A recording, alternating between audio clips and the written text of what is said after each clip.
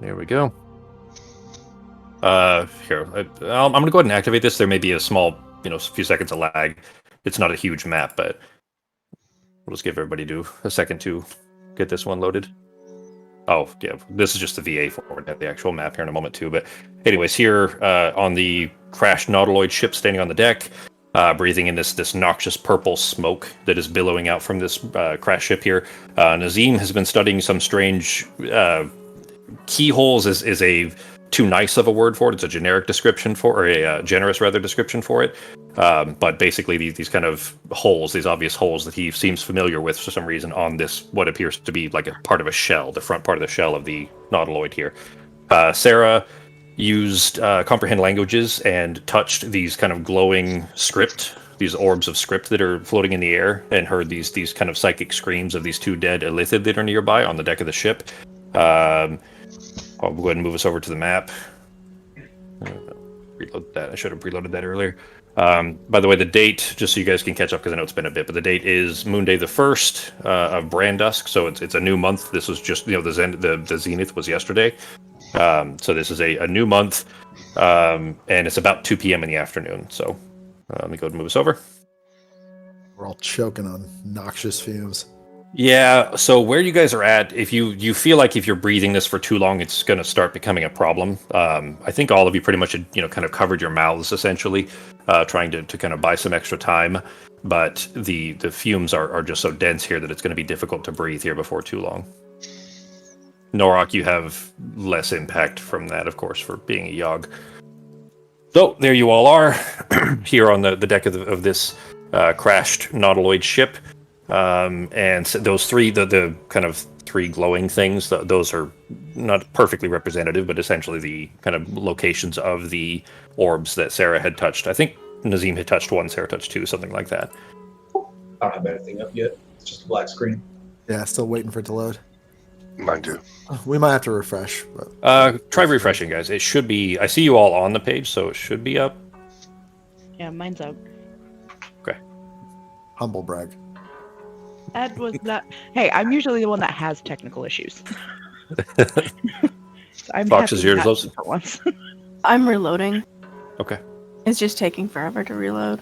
Okay. It's not a huge map, although.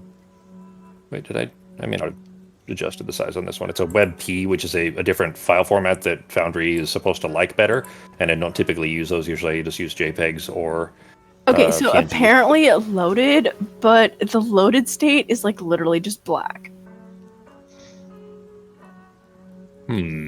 Tried anybody that has just a black screen there? Actually, I don't see it loaded back in for you yet. Reloading again. Yeah. Okay. Yeah, Becky's the only one that I see on the map. I'm sure the at moment. servers love that everyone is just hitting refresh at the same time. Well, I'm the server, so it's not that big of a deal. That's My network can handle it. All right, I see Ben back. Yeah, I'm up now. I can see it. Okay. I won't use this. I think. How many beats out of the mind? One of the other maps. It's a really cool map, though. So hopefully you'll get to see it. I can throw it in. All right, I can throw it in Discord if we need to, but I won't use WebP in the future. Foundry's supposed to like it better, but I didn't have any trouble loading it myself. But I'm not loading it over the internet. I'm just. It's a lot bigger than I thought it was going to be in my fucking head. Well, Sako just put it in Discord so you can see what it looks like. Yeah, it's quite large. It's a very, very large ship. If this were just a ship, it does seem obviously biological in nature. It's more like a yacht. It's like a Nautilus yacht. It's got like a helicopter pad. I wonder. I can probably just save it as a JPEG real quick. As long as it's the same dimensions, it probably wouldn't fuck up anything else. I didn't put walls or anything on this map anyway, so none of the would be resized exactly. Well, Sako still hasn't gotten it loaded, and Fox hasn't gotten it loaded yet, so let me see if I change it to a JPEG and set. Okay, I see Sako loading in now. There you go. Got it. Okay. Okay, Fox, it loaded more this time, but it's not completely loaded yet. Does it look like it's still going? Yeah, it looks like it's still going because it took a while to get like the Foundry VDT up, and then now it's just saying it's really slow. Okay. Well, There we go. It's loading. Okay. Without spoiling anything, I don't know how long you guys will actually be here at the moment. Anyways, this may be something you need to return to later, potentially. So if it becomes a problem, it's probably not too big. Oh, failed to open the file. Even if I try to screenshot it, that doesn't make sense. Oh, well, I don't want to show you this anyways because there's stuff on there that you can't see. All right. I was going to screenshot it so I could put it in there for you, Fox, but did it finish loading? I finally finished loading. Okay, cool. All right. So, with all of that done, then you are all on this kind of crashed and broken deck. There are chunks of the nautiloid's tentacles that are just shorn off rather, and broken and kind of laying in the hills nearby. It's still burning. You can still see that there's this kind of purplish billowing smoke coming from up above at the top of the shell. There must be a hole out there or something that it's pouring out from. But otherwise, you are standing on this deck, kind of breathing in this smoke that won't be good for you. And there are 2 bodies of dead Illithid nearby. I just used, by the way, I didn't have dead Illithid tokens, so those tokens of very human-shaped creatures, you just have to assume that those are Illithid.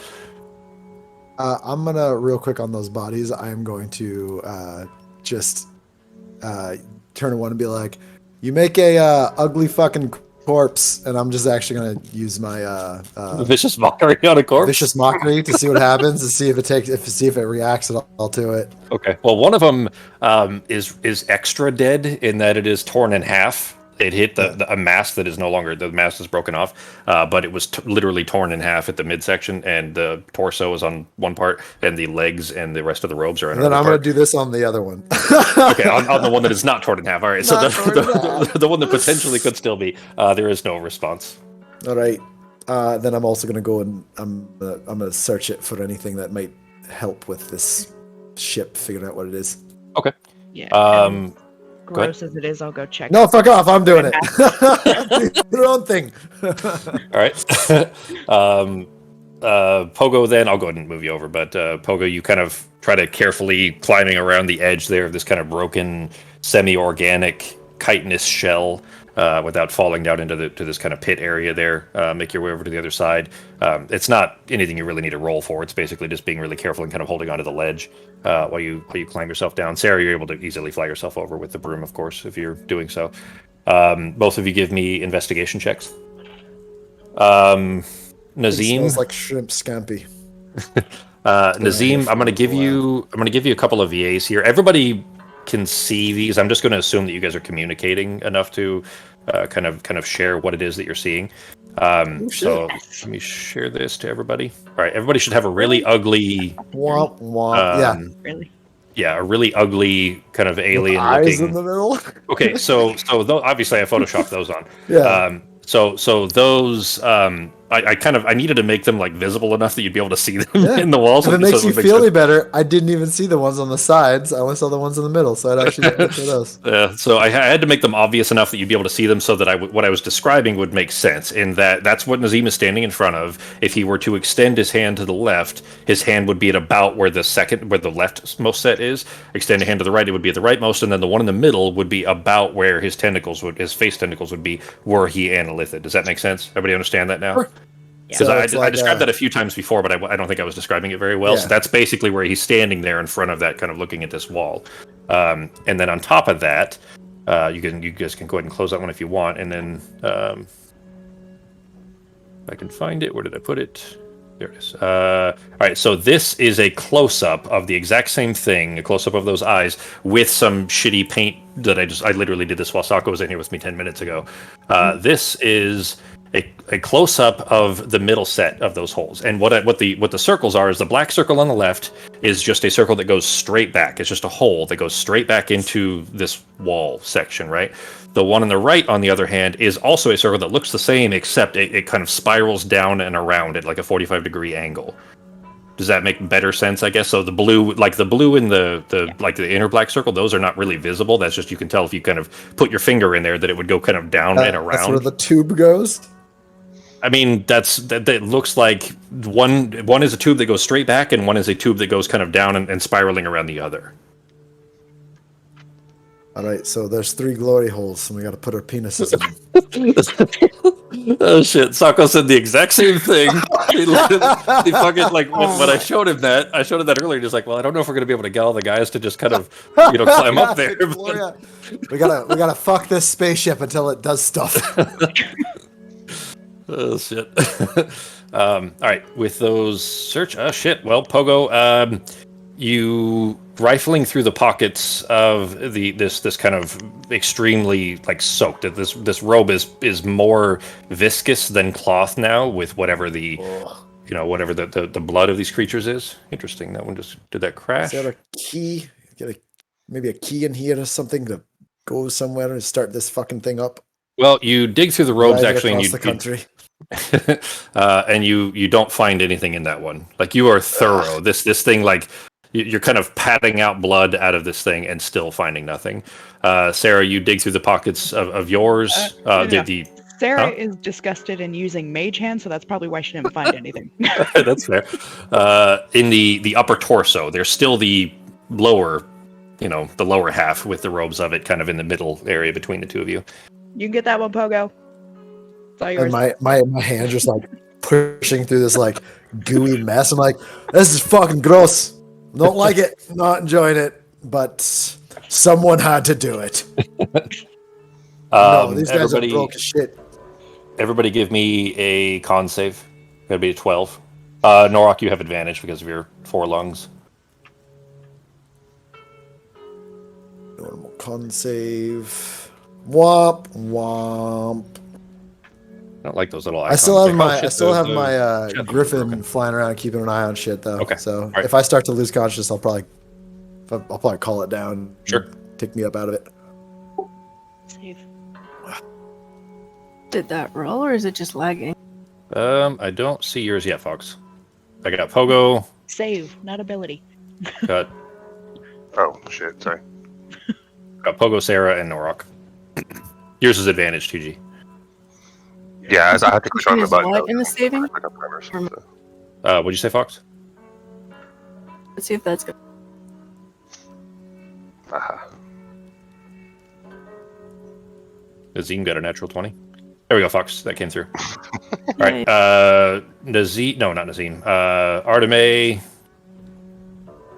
Norix was not real. And Arteme and Pogo. It's a D12 of poison damage, so it'll be 11 poison damage to each of you. Yeah, I'm mentally calling my griffin down. I'm gonna be observing from afar.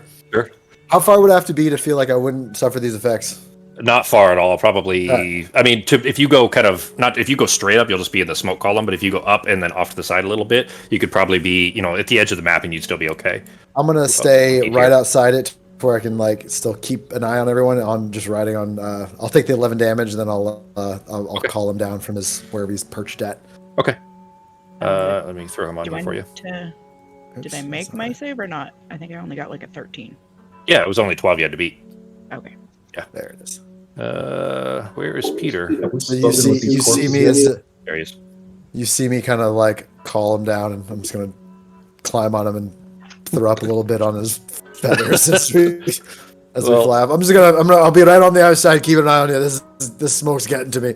Well, Pietro, I didn't adjust the token size apparently, so he's just little right now. But Pietro. The middle piece has still not been searched, but as far as the coughing up of this noxious smoke, getting more and more difficult to kind of breathe through it. Arteme, a couple of things. Norok, I know this has been a while now, but you said you were kind of keeping a lookout, right? Are you still doing that, or are you doing anything else? I'm just watching. I'm assuming that's where we came in from, what I had my back to, right? That I'm facing now. That's where you guys came in. Oh, you came in from the southwest, way to the south. Well, sorry, it would be to the southeast actually.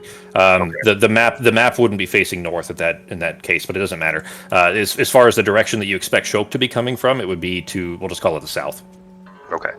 Yeah, I'm just keeping an eye out to make sure, and I'm also looking around to see the ship. Is it made out of stone and stuff, or does it seem like it's made out of their flesh or whatever kind of thing? It's not. It doesn't. Well, okay, we were gonna get to that here in just a moment. Oh, sorry. But no, you're fine. But as far as the material, it does feel like a snail shell. It feels chitinous. It feels like it's made of Organic. like the same thing as your fingernails. All right, then I'm just gonna kind of watch around the ship itself too, and just make sure it doesn't start to like seem like it's moving or anything. You know. Okay. All right. So. Then you give me a perception check. Arteme, give me. You can choose either nature or animal handling. Fox. Sarah. Nature. Okay, go ahead. Sarah, are you going over to the Smells middle like piece? a Sizzler bar and grill. Yeah, is that a hole? Yeah, it's a big old. It's a collapsed chunk where you can see the chitinous shell has broken off into what would be like an inner chamber, but it is collapsed in. Like you can't. You'd have to dig your way through it essentially. I went with animal handling because I had a better thingy for it. With a 12, then, well, I was kind of expecting that you'd probably roll higher, but with a 12, you can definitely sense that especially with Norok's prompting as such, that the Nautiloid is definitely alive. Not only was it, but it still is, although badly injured. I had more notes if you'd rolled higher, but that's that's what you get for now. Okay. Perception then with an 18. Okay. We'll have to come back to that in just a moment, G. All right. Sarah, were you going to go search the middle chunk or the legs of the other one? Yeah, I'll go do it. Ugh. Okay, go ahead and give me an investigation for that. What is Nazim doing, Sako? Have we spoken to them yet, those corpses, using Whispers of the Grave? You have not. No. All right, I'm going to move to the corpse that looks like it may be able to assist us better, the one that's not cut in half, maybe. Okay. Because he's less dead than the other one? 40% less dead. Maybe he'll have less of a dramatic reaction not seeing his other half of his corpse. Yeah. Yeah, and I'll cast Whispers of the Grave over the level 9, so it doesn't cost a spell slot. Wait, what? Oh, it says if I'm over level 9, it doesn't cost. Oh, okay. Your feature. Okay, you said Yeah, level feature. 9, and I was panicking for a second. Yeah, you you're don't like, have level use 9 it. spells. What are you talking about? I'd like to cast Destroy the Planet. Yeah, I want to cast Wish. That's my level 9 I'm spell. just going to resurrect all Yeah. these guys.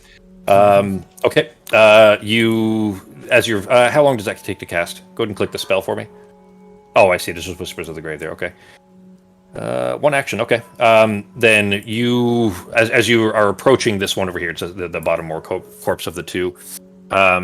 You beginning the incantation for that. You see Sarah digging through the soaked pockets, the lower half of this, almost gelatinous robe, and you see her pull out an object that is familiar to her and probably to the rest of the group, but I don't think Nazim has seen these before. And it is a kind of like a caduceus staff, you guys know what the staff of Hermes is. Do you guys remember what I'm talking about? No. Yeah, it's one of those cylinder things with snakes on it, right? There's no snakes, but it does have. Well, sorry, the caduceus staff is, yes. The staff of Hermes is a spire, just a staff with a snake twirled around the outside of it. It's the medical symbol. Yeah. But this has just a single one going around the outside of it. In fact, I made another VA for that too. So I'll go ahead and share this to you guys. That is essentially what it looks like there. So Okay. it's not that So color it's half blue. of the medical symbol. Yeah, basically, that is a special version of it that it's actually usually used for poisons. But anyways, it's not that symbol. It's about a foot long, and the central spire of it's all metallic. The whole thing is just a solid metal one that none of you recognize. But the central spire is about a foot long, and it's just a solid cylinder. And then the spiraling piece doesn't touch it at any point. It's like a spring almost that is spiraling around the outside of it, but it's still held in place somehow, but it doesn't connect at any point. It's like it's gravitationally, kind of like an immovable rod, right? How it just locks itself in space. Imagine like that, except the spiring part around the outside of it is just stuck there. Okay. But Sarah, you pull that out of its robes. Again, you have seen those before, along with the rest of the group, a couple of times, in fact. No, Nazim, I don't think you have seen those. I remember I gave one to Ozzy, not knowing what the fuck it was. In fact, you did that right after you literally pulled that off of one of the Illithid that was right by the warrior chaos that you guys killed that Nazim had a connection to. But anyways, Nazim, I don't think has seen those before. Anyways, the incantation finishes though, and you see the kind of heavy half caved in skull, the brows of this creature kind of lift upwards, and the head kind of tilt awkwardly up in your direction. There's no lower jaw that you can see. It's clearly hidden by whatever mandibles that this creature still has that aren't torn off. But it kind of with this eyeless gaze looks up in your direction, kind of puzzled. Doesn't say anything. Okay, can I intimidate this thing a little bit? Well, you haven't asked it anything. You finished the incantation so that it seems capable to respond to you, but you haven't done anything else. So, all right, in an intimidating manner, I'm going to sternly ask. We need access to the, and I'll point back at that little wall with everything. I think it only responds to questions, doesn't it? Don't you have to ask it a set questions? Let's see. Well, how do we gain access? And I'll Okay. point to the wall. All right, so if you're going to ask questions, that's fine. Yeah, you can speak with dead at will without expending a spell slot. Let me check speak with dead real quick, but I'm pretty sure That's what I was it gonna is say. I think Whispers of the Grave allows him to cast Speak. Yeah, to that's the what it Dead, is. So it's actually the other. Yeah, the actual spell here. It is semblance of life and intelligence to a corpse within your choice, or corpse of your choice within range. Questions? Yeah, I'm pretty sure it's 5 questions here. But they can also choose to not answer too. Yeah, and they don't have to be honest Once. either. But Yeah. yeah, it is 5 questions, including the language. Okay, so it can only communicate in the language that it knows. All the rest of you hear alien gibberish. None of it makes any sense to any of you. My As company's for, language is still up. It is. I think it only lasts for an 1 hour. minute. Oh shit! I thought it was Oh, only 1 1 minute. minute. Okay. In that case, it's still speaking. Huh. And it's definitely You know not what? in Halfling. It's definitely not in Wimic, yeah. All right. Then in that case, let me see if I can do. Let me test this real quick to see if I can send it to both at the same time. All right, did both of you get that? I got it. Okay. Oh, interesting. Can I just do Salko Becky instead of the character names? Yeah, cool. All right, even better. All right. You're asking how do we gain access? Yeah, and I'm point to that wall. Yeah. Okay. All right, Justin. I gotta fix the chat portraits thing too, so that you guys don't have the little character pictures.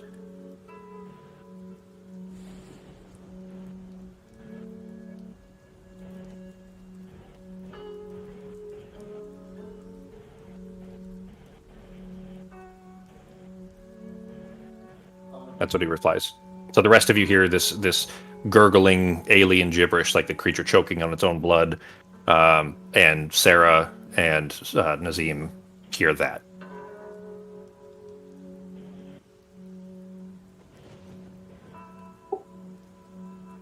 So I'm guessing the corpse is facing him, right? Yeah, it kind of rotated its skull in a very unnatural, like its neck is broken way, like it's not connected to a spine, it seems, and kind of turned its head up towards him and then lifted its brow. The eyes are the skull is kind of half smashed in, very awkward. I'm just gonna go like around and behind him so he can't see me. The Speak with Dead, only the person who casts it can ask questions, right? I believe so. Yeah. Yeah, then I'll just sit here and listen and just let Nazim do his thing. Sure. Any more questions, Sako? Why must the pilot not be free?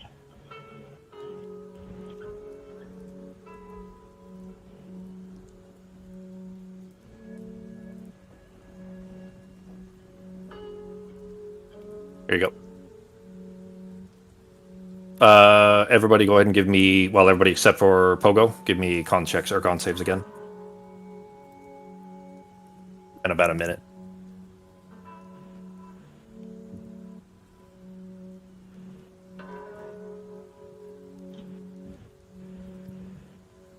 Eek. Arteme failed, Sarah failed, Nazim failed. So, Ben, you got to roll yours with advantage. There you go. Sorry, Nazim succeeded and Ben Norok succeeded. So Sarah and Arteme. Jeez, another 11. Wow, I did not expect to be rolling so high at all. So another 11 poison damage to Sarah and Arteme. Artemis, do you have anything that reduces poison damage? Like, do you because there's a druid ability that you get later on, I think, right? Think It makes you so? take less I don't poison damage, I remember think. what it is or which one it would be. Nature's Ward. No, it's. Oh, there it is. Okay, so it is Nature's Ward, and yes, you are immune to poison damage. So that would be okay. good for you to know. Nature's Ward, when you reach 10th level, you can't be charmed or frightened by elementals or fae, and you are immune to poison and disease. Yay. So you can go ahead and put that 22 hit points back on. Did Okay. prestidigitation work? Because it says I can make a puff of wind. So if I make like a puff of wind just continually in front of my face, That's stretching, because really it's not. So prestidigitation isn't supposed to be having, mechanical benefits of that sort, but I'll go ahead and tell you that if you were to do so, it'll literally take your action every turn. So every 6 seconds you'd be having to do that, so you won't be able to do anything else. But I'm just sitting here we'll say listening that. to them talk right But now. you have taken it the first two. I'm not going to say that you did it retroactively, but for now, sure. If you're just standing there listening, that's fine. All right. Okay. So I will do that right now. Okay. And Norok and Nazim succeeded anyway, so. Nazim would probably have advantage too, actually. So since you haven't taken damage yet, that's fine. And Nazim, did you have more questions? Would Nazim have knowledge of Nyraxis? You guys are looking kind of pale over there. Just letting you know. Over the Rocky Talkie, bananas. Was it bananas? What was the Pineapple. pineapple? There you go. I feel like I could probably still yell at him. Yeah, you're still within yell. Although there's some noise coming from this thing still too. Just the billowing smoke, kind of fiery sound. Ben, I'm gonna go ahead and Sako, if you have another question here in a moment, go ahead. But I'm gonna catch up with Ben here real quick. For Norok, the perception that I had you make a little bit ago, and you got an 18. G. Yeah, sorry, I'm just using my massager, so I didn't want to. What's the buzzing sound? Yeah, it was an 18. Yeah, 18. Okay. You notice as you're kind of looking around, something kind of out of the corner of your eye catches your attention. There is a small floating void in the air, maybe 15 or 20 feet up above you and to the northwest a little bit. And it's kind of flitting about, very rapidly moving from one place to another, and then kind of hovering where it lands. Kind of imagine like a hummingbird, how a hummingbird moves so fast between where it stops that you don't really see it moving that much, kind of, and then it just kind of hovers in place. Does that make sense? Yeah. So it's kind of zipping around like that, and then kind of sitting still in place. You can see that it's flapping what look like wings almost, but it's kind of hard to tell because there is no definition to this void that's floating around. It's literally just like a hole in space, and you're seeing what look like nebula and stars behind it. It is this kind of floating unknown creature that just keeps flitting about. It seems to be looking in not just you, but like looking around. You see this kind of neck shape and these wing shapes. It looks almost draconian or gargoyle maybe. But again, there's no shape to it beyond that it is a negative in space. It's just this kind of hole. The only reason you even see it at all is because it is kind of silhouetted against this darkened, like smoke-filled sky. And just through it, you're seeing just nebula and the shine of stars and dust in space and so on. Okay. All right. Then I'm just going to stay where I'm at. Okay. It doesn't appear to be hostile. It's not doing anything. It's just kind of flitting around, and it looks at you, and then you see it kind of turn the neck in the other direction, over towards the rest of the group. There's kind of an image for what I'm describing there. Okay. Sako, did you have another question? I'm just going to kind of yell back at the group that can't hear this. I'll be like, there's might be some bad news. There might be some issues behind that wall.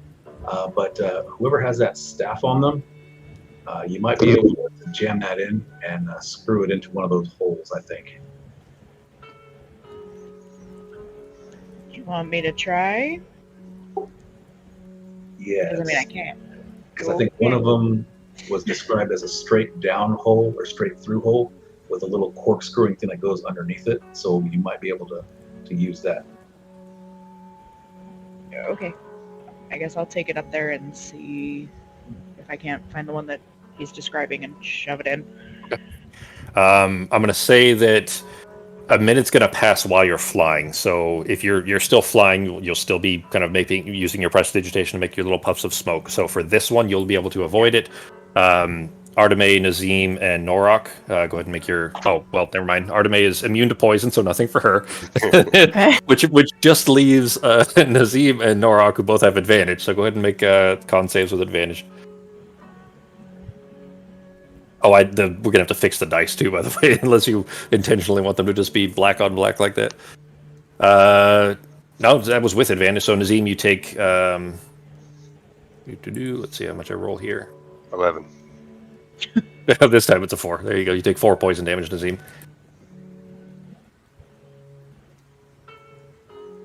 Norok, you watch this kind of flitting creature, and you haven't said anything, so nobody else is aware that it's even there. But as Sarah flies over on the broom over to this doorway, kind of using the broom to lift herself up high enough to be able to reach this, because these holes would otherwise be too high off of the ground for her. You see this kind of flitting little void creature kind of flit over the top of this crashed section and just staring at her intently. All right, I'm going to just kind of get Artemis' attention since she's right next to me and do the little like eye thing, point them eyes and then point that way over a little. Okay. Can I still see the creature up, up and to the right of us, or can I not see it where it's at now? No, you can still see it. Yeah, so I'm just going to look that way as I do that gesture, so she knows that we have eyes on this. Arteme, Look over. Okay. Do I see it? So you do. When he first points it out, the floating text is kind of in the way, but you kind of tilt your head to the side a little bit, and sure enough, behind this kind of blanket of purplish smoke, you see this kind of hole in its this like little gargoyle-shaped hole in it that is just the void of space. Okay. Can I do a check on it to see what it is, like nature or animal? It See if wouldn't it's be living. Okay, go ahead and give me a nature check. Either nature or you can do animal handling if you want to. That's fine. Okay.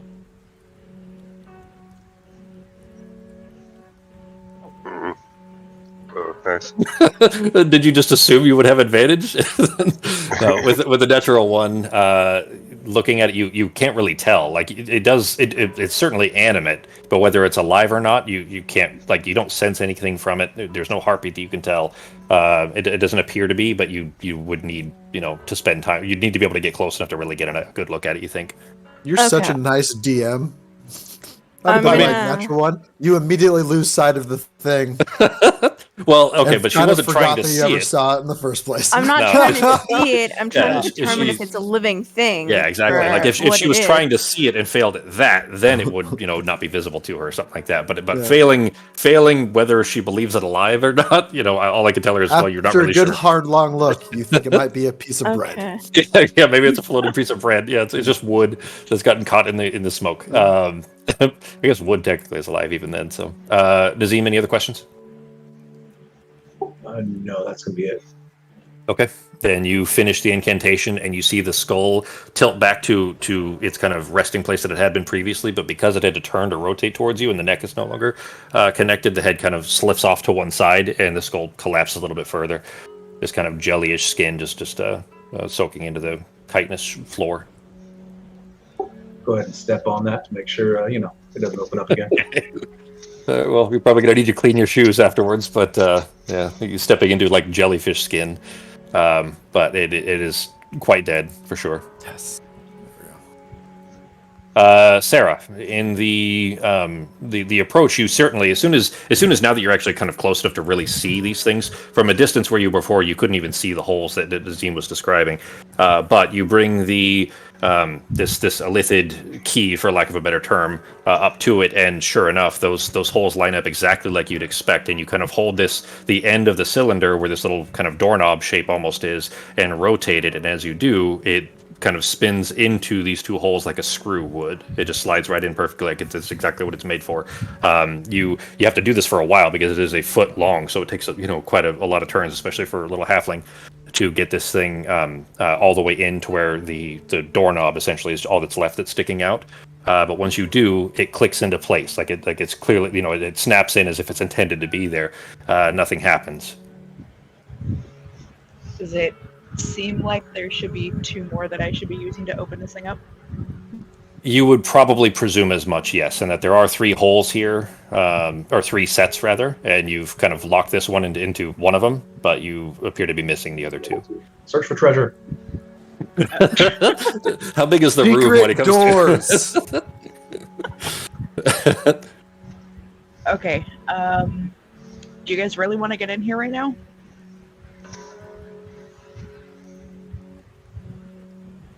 All right, I'll take that as a yes.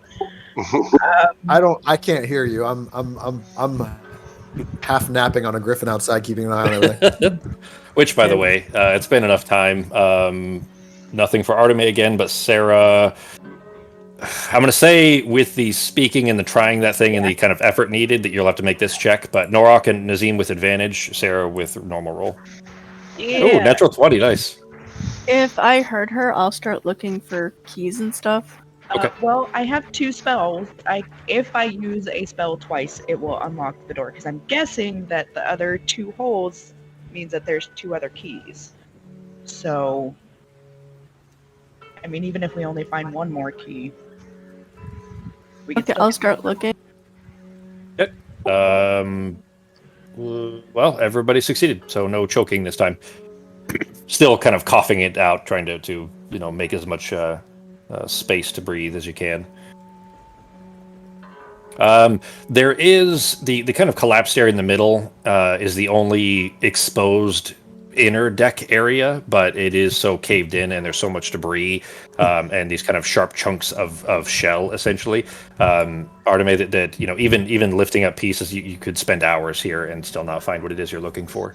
You don't even know if it would even be accessible anyways. I'm Gotcha. going to use knock.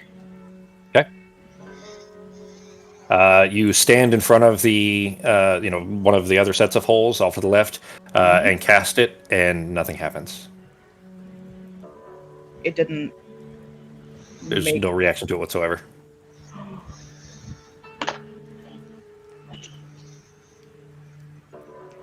This most certainly does not appear to be a mundane lock.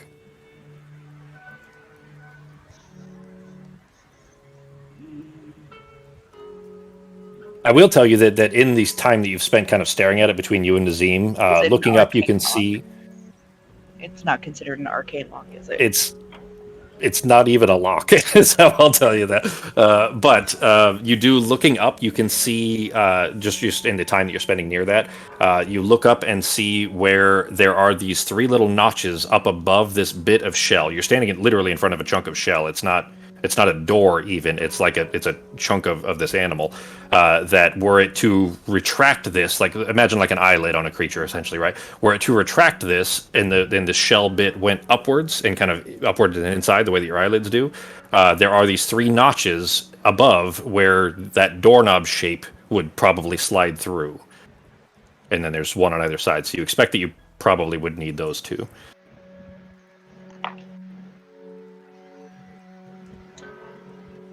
Well, we may have- You've spent enough time on here, Arteme. I'm going to go ahead and let you make another nature animal handling check about the nautiloid itself. This will be the last one, unless you guys are here for a while. But you've been around here for another 5 minutes now. So, what was that, Sarah? I was just telling the group we may have to come back once we get the other keys. Because Ozzy has both of them. Yeah, for some reason I'm out there. Yeah, it's really lagging today.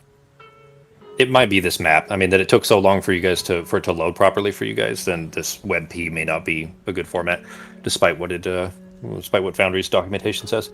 All right, well that's quite a bit better roll, of course, but the nautiloid itself, it's while you kind of were trying to peer at this tiny little void creature that was floating around, which by the way is about 15 feet, like right above Sarah, pretty much at this point. Nearby. Sarah, no, nobody pointed it out to you, and it's just kind of floating. It's flapping its wings, just kind of looking down towards this door, and then kind of looking over it at Norok, looks over at Arteme, looks back at you, and so on. Doesn't appear to have noticed Peter way out there, but at least No, as it's far as just the rest. curious. It definitely looks curious. You in having seen it flying around a little bit more, you do gather that it probably is. Whether or not it's alive is still hard to say, but at least that it has intelligence enough to be able to kind of watch you guys, as opposed to like a bug or an animal that is far enough away from you to have no concern. But not about that. Instead, about the nautiloid itself, the creature that you're standing on top of. Although badly injured, you sense that it's not just alive, but it is itself sapient, and that it is an intelligent creature as well. The entire thing, this whole creature that you're standing on top of, and it seems afraid. You feel like these very nearly imperceptible tremors in it, like it's shivering almost. But that's as much as you're going to get with a 24. It's still really good, but the last point is yeah, that's fine. Okay, so it's still alive. in Barely, theory. yeah. Okay, so this thing is technically still alive.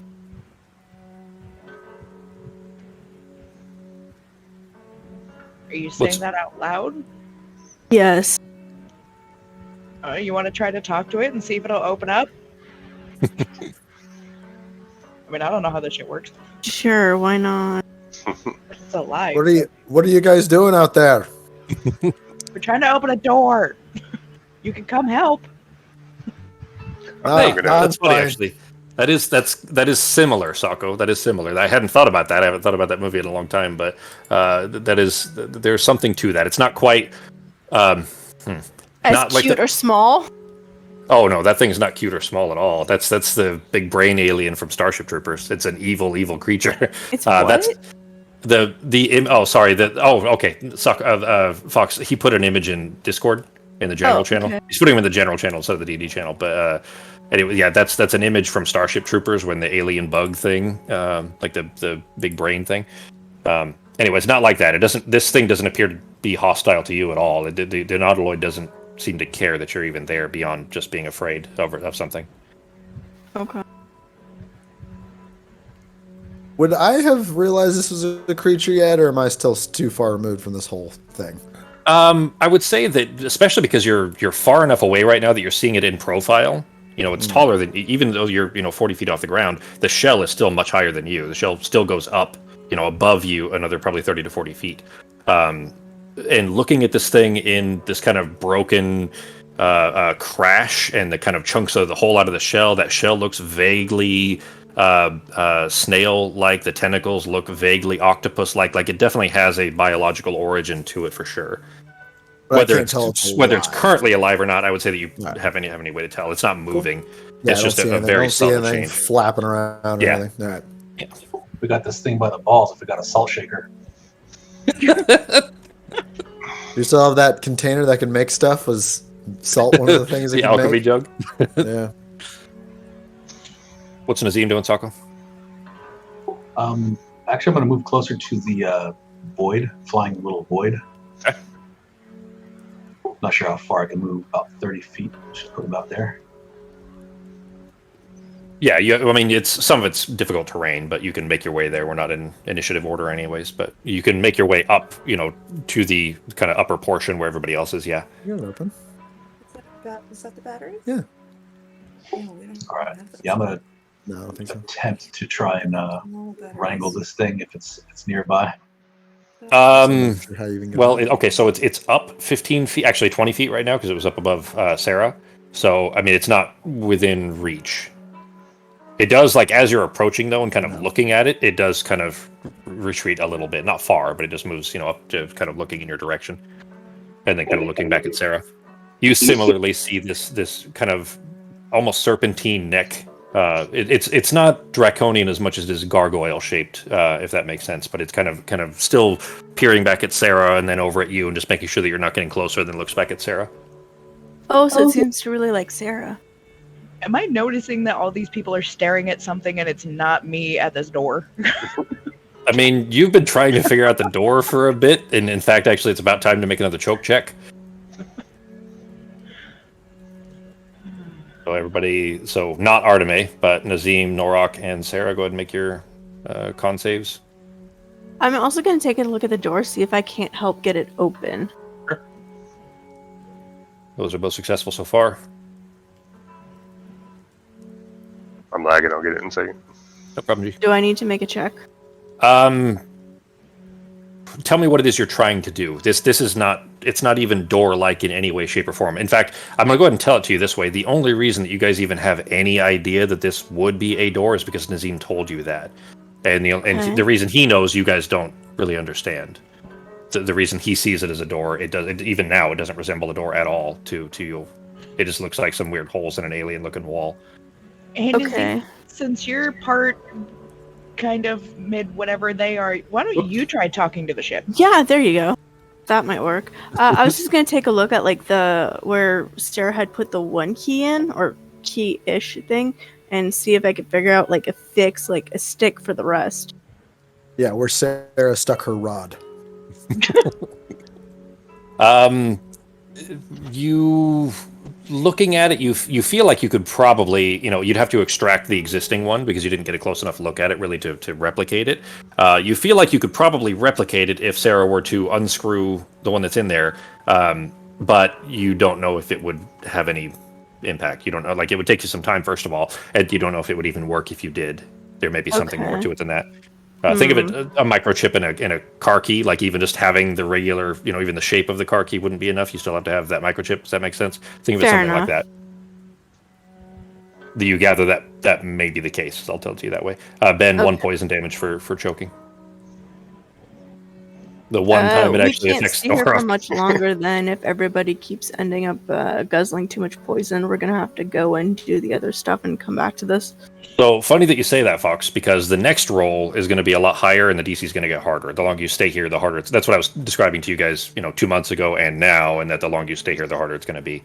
Yeah, and right now, like I'd be able to use protect from poison on you guys, but I don't have that right now.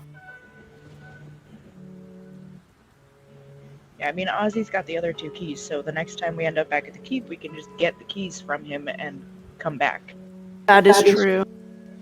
Yep, sounds good. Yeah. Okay. I will tell you that, Sarah, the all 3 of them looked exactly the same. The one that you just pulled off of that corpse there, or the bottom half of the corpse, did look indistinguishable from the other 2 that you had retrieved previously. The one that Pogo, you gave one to Ozzy and Pogo gave one to Ozzy. So I would say that you probably would gather that would most likely work. It doesn't seem like they were different in any other way that you could tell. All right, then I'm going to unscrew the one that I put in and take it with us. I'm not leaving it here. I was Okay. already looking at it, so I'll just pass it back to her. Okay. All right. Then, as you are handing the existing one back over to Sarah, the floating creature snaps down until it's only about 5 feet or so above. Again, that kind of very rapid, almost teleportation, until it's right between the 2 of you, craning its neck down like it's, like it was about to snap, like it was about to grab onto the key object as you pass it over. Sarah, you grab it though. Now, seeing this floating void creature, there's this kind of emptiness of space, this negative shape, and just above you, looking down at it. It kind of snakes its head in your direction. Very serpentine kind of movement, not draconian, I guess is what I'm trying to describe. But kind of snaps its head in your direction. There's no eyes because there's no distinction. There's no shape to it. In fact, actually, once the head is moved up in front of it, in front of the profile of the rest of the body, you can't even see it anymore. It's just this kind of outline, this silhouette. But it seems to be like staring at you, it seems like, and then it kind of lifts itself back up again. Back up another 5 feet away from you. Can I, hold my hand out and see if it'll, come up to my hand? You extend your hand, and it lifts itself further away. But it wanted the key. Okay, I'm going to float down here and the see if broom? it follows me. Yeah. Okay. It sure does. The rest of you, as she flies away with it, you see this keeping the exact same distance. It stays the exact same distance, but behind Sarah as it had been, until it is, still upward about 15 feet or so at this point, and intently, still flapping and staring in her direction. It seems. All right, Clearly maybe it's latched onto the keys. Then, if we run back to grab the other 2, it'll kind of tell them where the other 2 keys are. Maybe we should keep her at a distance. Well, why don't we get off the ship and then figure out what we're going to do about this thing? Yeah. Because I don't want to ingest any more poison. I'm not doing so hot right now. Well, speaking of, it's about time.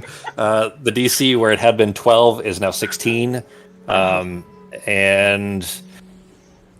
Arteme, you're still safe, but Nazim and Nora, your advantage is gone. So both of you roll with just a flat roll now, and it's a DC 16. So Sarah, you'll be taking damage. Yep. Come on, a 1. You've just accumulated too much of this to ignore it. Meanwhile, All right. I all three of somehow you I somehow found a sandwich. I'm just eating like a small half sandwich, watching it go down. You guys are all coughing, like Yeah, choking I took up. 11 damage, and I'm like, nah, fuck this. I don't even know what we're doing here. You know what's funny about that is of all the times that I rolled it, 3 of them were 11. You know, out of 12. Like the odds of that are not super great, but That's like the all of you take equivalent of another- like getting punched in the fucking throat. Like, nah, I'm out. yeah, it's still choking on it. So, but Alright, if you guys want to stay, you can. I'm out. I gotta get out of here. And Sarah's taken off towards where Pogo is. Yep, me too. All right. Yeah, me too. I'm When out. you get there, Yeah. so what's going on with it? What are you guys trying to do over there? Hanging out with all this gross smoke. Well, we need the 2 other illithid cylinder-looking things that we gave to Ozzy, because they're keys to open the door. We need all 3. Door. Is this thing alive or dead? I can't tell. It looks like It's some sort of alive, creature. but it's dying. It's alive, but it's dying. I Oh, mean, and there's this cool. Did it follow us off the ship? it followed you at the same distance until it got probably 30 feet or so. I'm going to say you guys are, a little bit further away, so you're, out from the smoke, maybe down here. Sorry, but it followed until it like you notice that, watching it, you notice it keeps kind of turning its head around and looking at the ship, like it's getting nervous by getting too far, and then it kind of stops when it gets, about here maybe, and just kind of still staring at you guys intently, just staying there, floating in place. Okay. Yeah, there's that weird thing following us, or following the key. Could it be a familiar? Give me an Arcana check. Oh, jeez, I'm horrible at those. yeah, I have no idea what you guys are seeing. What you're looking at? Yeah, I don't Yeah, see you haven't anything. seen this. You didn't see it when you were still there, and they're pointing at it, and you can't see. It's just too small. I'm gonna be like, yeah, that thing. I know exactly what you're talking about, but I have no idea. I'm just making right. Pretending that you know what they're Yeah, I'm talking about. pretending that I Yeah. see that there's something there. Yeah. All that smoke must have done something to their brains. Yeah. Arteme, you're not sure. You don't have any way to know. Okay. These creatures, both of these 2 creatures, the ones that are still alive that you've seen here, are just too different from anything you know to kind of piece together any details about them. Okay.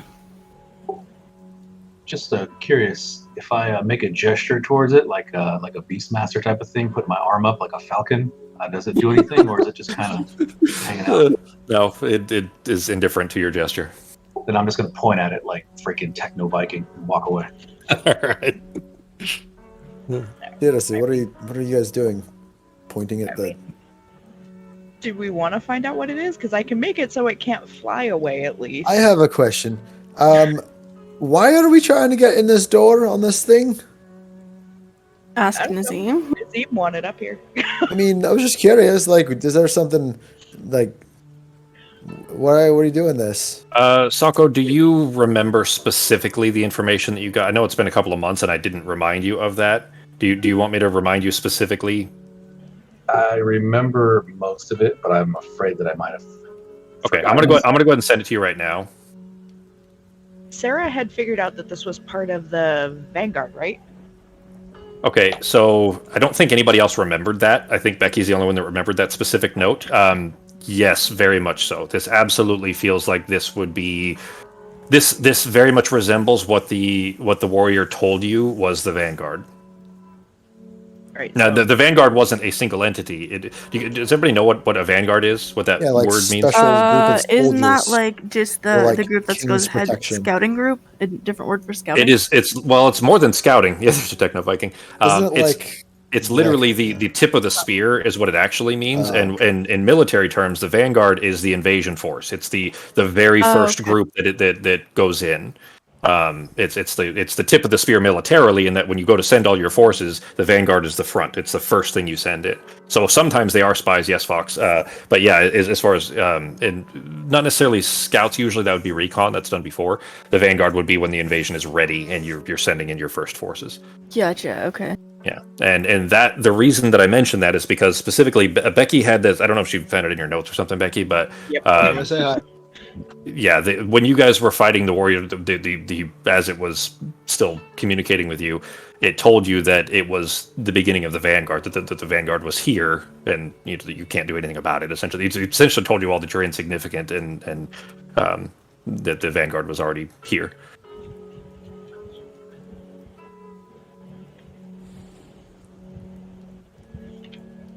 Are we supposed to go bury someone? Sako, I just sent you that. That's the draw. Remember when you guys first teleported onto the plains and you fell out of the teleportation circle and then hit the ground?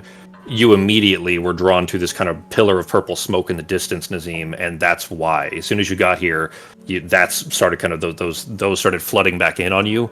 What I typed there, and that was like that's when you walked up to that what you knew to be a door, despite everyone else it looking like just a chunk of animal shell, essentially. And that was your draw here. I think we already buried her, because we buried her before we went back. If you're talking about Tekwith, yeah, you buried her. A long time ago. No, we're talking about Norok's friend. And there's some sort of funeral thing That's- that Norok has to do. That's Obo, and yeah, that's Norok hasn't said anything, so it's kind of up to you Do guys. you feel better, Nazim? Do you feel better going and playing around in that dead carcass of a squid puss something? A little Does bit. it make you? Did it satiate you? Are you okay now? Feel a little bit better, but I'm not going to start sleepwalking here randomly. Yeah, we should probably get those sticks. Check it out, though. Those rods. Shove some rods and some poles. Yeah. Well, we should probably go bury Obo first. I mean, I don't think this thing is going anywhere. Does not appear to be. It's been largely inanimate. All right. Well, where do we have to go to help your friend out? Get him in the ground or burnt up or in a volcano or whatever you have to do. Do you know what we need to do? Is it what's special? But do we have everything we need? Do we need to go build a pyre or I get can't tattoos? I can't remember the name of the place, but Holmes. But we're just on the way to go bury him. I've already got his remains with me. So Yeah. So the event is an annual thing called Falkvang. And it's a specific place, so you guys have to get up to past White Holler. The village area where Norok is from, the Yogg, is called White Holler, and it's up in the mountains past White Holler. That sounds like a racist ass southern city, doesn't it? Yeah, we're just straight from White Holler. White Holler, South Carolina. It kind of does. I hadn't thought about it that way, but yeah, it does. Yeah. A holler is just a valley, and white Yeah. because of the snow. It's literally just a snowy valley. I wasn't being super creative with the name, but it does sound very racist now that you say that. All right. Well, let's go ahead and start heading. How far away is it, big guy? We're we're not halfway there, weren't we? Yeah, a little more. Yeah, it's going to take you. It's going to take you another half day to get to the snow at the foothills, and then it'll be another day after that before you can make it to White Holler. So you're not too far off. It's going to take you a day and a half of walking, basically. Yeah, I'll just tell them. Yeah, about a day and a half or so, guys. So not too far. I can carry that one key if you guys want. I got space. Insight check. Go ahead, Nazim. So here's what you're going to do, Sako.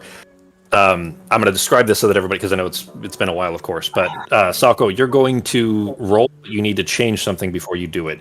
What you're going to do is where it says public roll, right above your chat box. You see that? Yes. Change that to private GM roll. Fine, go ahead, Becky. I like that 5 or 9. And what you're going to do, Sako, is you're going to either now that it says private GM roll, you're going to either make a deception check or a persuasion check. You choose. Now, if you're going to lie to her, then go ahead and make the persuasion check, or go ahead and make the deception. If you're going to tell her the truth, make a persuasion. Why would I be lying? Well, that's the point, obviously.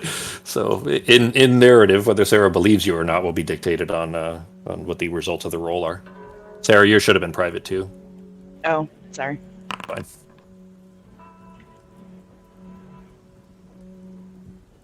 Okay, cool. That did roll privately. It is checked. Go ahead and make it whatever your statement, whatever your reply would be, Sako, to her. I'm sorry. I just asked if it's okay if I can carry the key. I got space in my bag and everything. Yeah. So, oh, sorry. So, yeah. So, Becky, what were you? I was just looking to see if he really is just offering to carry it, or if there is the whole fact that he was just drawn to this crash site is weird. So I want to know if there's anything else behind that statement. By his body language, you don't intuit any ill intent at all. He's being honest and helpful. I'm just weird. What'd you say? I'm just weird. I'm just weird. I carry around like swaths of like skin. Yeah, that's super creepy. Here, you can hold on to it, because if I remember correctly, these things are really heavy. It was super heavy. Yeah. All right. Then Nazim, you have that in your bag. Then, are you guys doing anything else here? Are you guys starting to set off? Well, do you guys want to fly? Oh, no. I mean, I'm already on Pietro. I'll probably just fly about 10 feet off the ground, relaxing on Pietro. Sure. Well, if you want to take one other person with you, I can turn Norok into something that'll carry me and whoever's left. Good. I mean, this fucking guy's fast. Sure. You do have a bit of difficulty there in that you're waiting for somebody. Oh, that's right. Your uncle's coming, isn't he? Oh yeah. Wait, he's coming here? Yeah, He wasn't was he supposed intending to go catch back up with you. us? Yeah, he's trying Well, to catch up with you. motherfuckers say, well, Yeah. if he's coming, aren't we going kind of the same direction, or are we going past this? Well, that was the place? idea, is you guys would be heading in the same direction so that he'd be able to find you on the road and catch up Yeah. with you. So as long as you guys aren't moving too fast to be able to catch up with you, but if you're flying, he's never going to be able to catch up with you. Oh yeah, true. Not only would he not be able to see you, but he most certainly wouldn't be able to fly as fast or run as fast. Always as got to be a family reunion. We just got to invite everyone to come along. All right. Well, I'm still going to relax on Pietro. Sure. We can Yeah, it always. doesn't mean you guys have to have your feet on the ground, but as far as speed is concerned, if you're going to let Shulk catch up with you, then you would need to be moving at a pace at which you could do so. If we could find a tree, maybe you can make one of those comfortable little houses to nap in for the evening. Why would we have to find a tree? Don't you need like a stick from a tree or Because something? to I make a keep nice one little with house? me all the time. Oh, perfect. Then I guess we don't even have to find a tree. Fantastic. All right. Well, Appreciate then, yeah, that was an awful lot of sass, Fox. Is that? Are you happy to see me, or is that just a tree limb in your pocket? Wow. It's a limb. You guys, Hey. That's fair. You guys have had the My day entire was map. great. So, I got to watch an entire show, and then just choked on some purple smoke. But I've had worse evenings. So it was about 2 p.m. at the start of that. So you guys aren't walking for long. It's only been maybe half an hour before you hear Shulk kind of shouting from behind, and Norok, you looking back. You could still kind of see over these very gentle hills. It's a relatively flat plain, but these kind of low slopes over long distances. You see him kind of an arm up and waving with these distant shouts. He does eventually catch up. It's only maybe 3:30 at this point. He kind of breathing heavily because he's been kind of mostly running to try to catch up with you after finding him. What was the smoke I saw back there? I assume you had seen it. You guys kind of went out of the way to go look at it. So what was it? I don't know. It seems like some kind of craft that some weird looking folks were riding on. I don't know, like a crash ship. Is it a Well, danger to us? From it. I don't think it's anything to worry about. Thought it was a weird seafood buffet. Doesn't seem to be going anywhere. So Seems nothing that the alive. smoke doesn't look like it's like going anywhere besides like kind of the upper. It's not like spreading out low, right? Like a fog. No, it's just it staying up. seems like Doesn't feel fire like it's smoke. gonna like Yeah, it's not going to create a a bubble around it type of a smog kind of thing or anything. It looks like it is mostly going up and then dissipating in the atmosphere. From what you can tell, anyways, you guys have gotten some distance on it now, so it doesn't look like it's going to fill the valley or anything. It's for smoke. But he, still kind of catching his breath. You guys start marching along. He says, "Well, the conversation with the chiefs. I mean, it's going to take some more discussion, but they do seem amenable to." And he's mostly talking to Norok here. They do seem amenable to a joined winter camp. So, Good. Benefit thanks everybody. to your guys' help, we might be able to get ourselves some safer ground at least than what we'd find up there. Any other time that the pride of the Yogg would not allow us for such a thing, but breaking bread with lowlanders and so on. But better to set pride aside and see our way of life continue. Yeah, it'll be nice. Relaxing. He kind of looks down at Pogo and then quickly looks away. Like there seems some discomfort in looking at Pogo. By the way, I'm still flying, so he can look up. All right, to look Pogo. up. All right. Up a little bit at Pogo on Pietro. Kind of like leaning, like kind of almost half laying down on him, just with my hands down, relaxing. Sure. I feel I think Giuseppe / Pogo prefers this climate, even though it's hot, over the fucking rainforest of that elven. It's most certainly not hot, nightmare though. landscape. Yeah, it's not hot at all. Like it's not a savanna. This is cold. What's the word? Starts with a Y, I think. God damn it! Like cold tundra. Tundra is the word I'm looking for. This is like the lowlands of tundra. It's not snowy here, not yet. And in fact, well, here we'll get to that in just a moment. But yeah, this isn't a hot land or hot grasslands. It's not savanna at all. So I mean, the cold, if that's more Giuseppe's and Pogo's style, then this is where you're looking for. You guys, though, within an hour, you guys are reaching the foothills. You can see snow in the distance. The footsteps are starting to have this kind of distinct crunch where you're breaking brittle glass. It's brittle from being frozen in the thaw and frozen in the thaw. But you're very rapidly getting up into into the very cold area here. It's starting to get evening unless you guys are doing anything else for the walk. You guys spending any time or doing anything specifically for the march? Not me. No. Okay. What do we do? Are we? I don't think anyone's answered my question. Is your friend? Are we burying them, or what's the? Is there a ritual we have to provide? Yeah, bury his remains during a certain time. Is there like an operatic portion? Will you be doing like hymns or wearing robes? And not me. You, if you want to sing to yourself, you can. No, I was curious. It's very interesting, Just curious how this is all gonna work. I'll dress in my finest and just chill out. There you go. His finest happens to be his same normal clothes because it's like always clothes he has. Yeah, there's always food at funerals, so maybe there'll be some free food for you guys. That's funny, Sako. All right, then evening time comes. Of course, it is.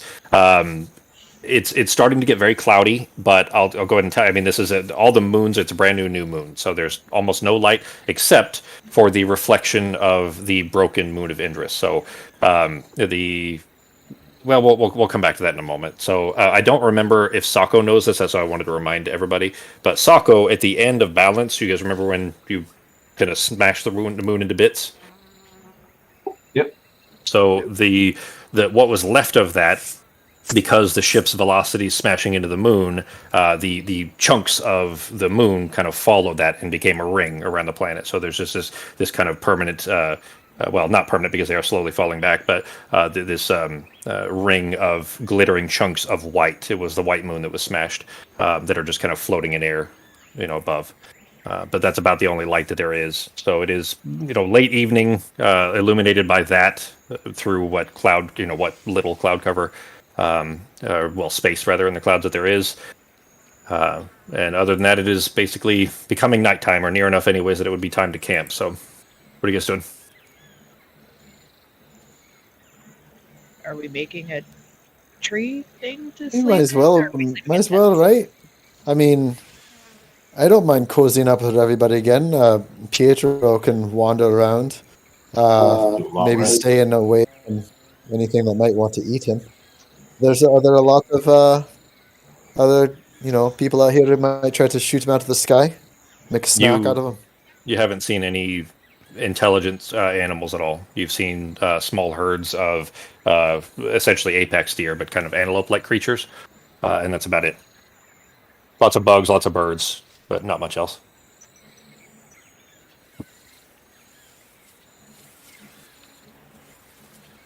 You guys making a tree fort? Yeah. Are they big birds? I mean, run the gamut. There's a lot of very small ones up to probably, let's say, like hawk size. Okay. Not huge. We're not talking condors or anything of that sort. Okay, so nothing I could like make food out of. If you were to get enough of them, sure. Yeah, if you spent enough time, but it'd probably take you a good hour or so of hunting. And it's getting dark, so it's going to get harder and harder.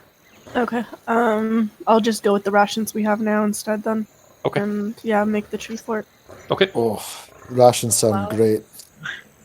Then While we're making the tree fort, I want to look and see if that thing followed us, or if it stayed at the 15 feet from the ship that it stopped at.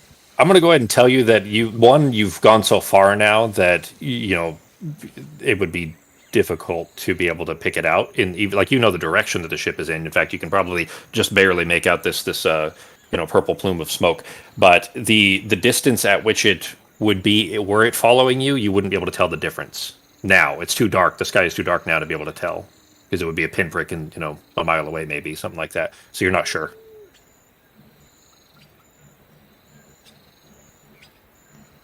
But all of you, taking care of your own things, setting packs down, things of that sort, as Arteme takes this branch out of the bag of holding and plants it into the dirt as if it were, upright, perpendicular, as if it were a tree, and then taking these tiny twigs and tying a string around between these twigs, between certain ones and not others, and so on, as she completes the ritual, and the branch grows into a slowly expanding, about 10 feet tall or so stump, like a solid stump. And then from the top of the stump, this kind of bowl of branches that grow outwards, left and right, upwards into this kind of literally a bowl shape on top of this stump.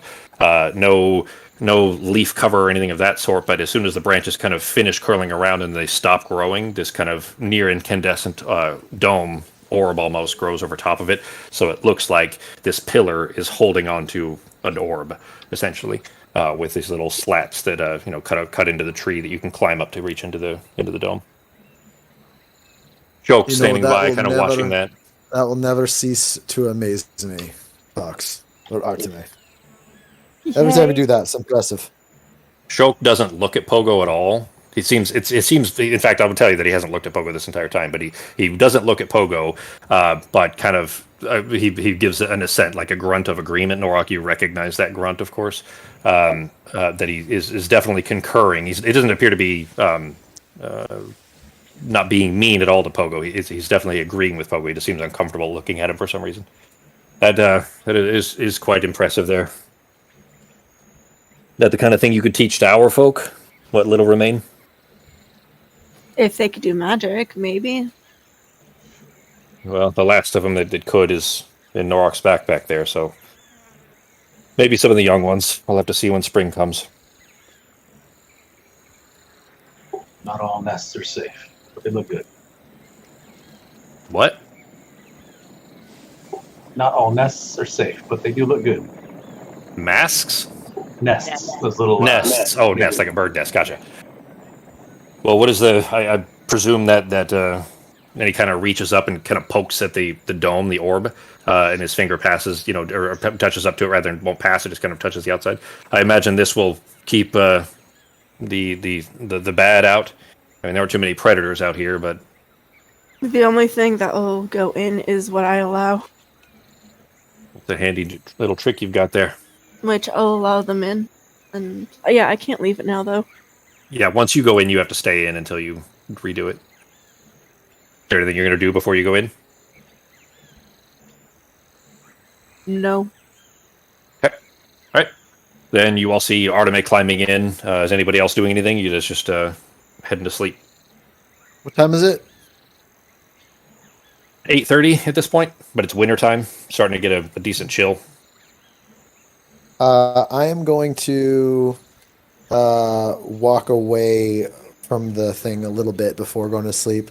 If I can find like a just spot far enough out of earsight, and I'm going to whisper kind of a little, I guess, half prayer and say something like, it's been an interesting couple of days, and if whoever or whatever gave me these new powers, if there's a reason for it, I wouldn't mind you letting me know. And I'm just gonna wait for any kind of an answer. The rest of the group, around the base of the tree or in it, up to you. You do see Pogo kind of wandering off. You expect he's just going to take a piss out in the snow there, but his head kind of tilts down, and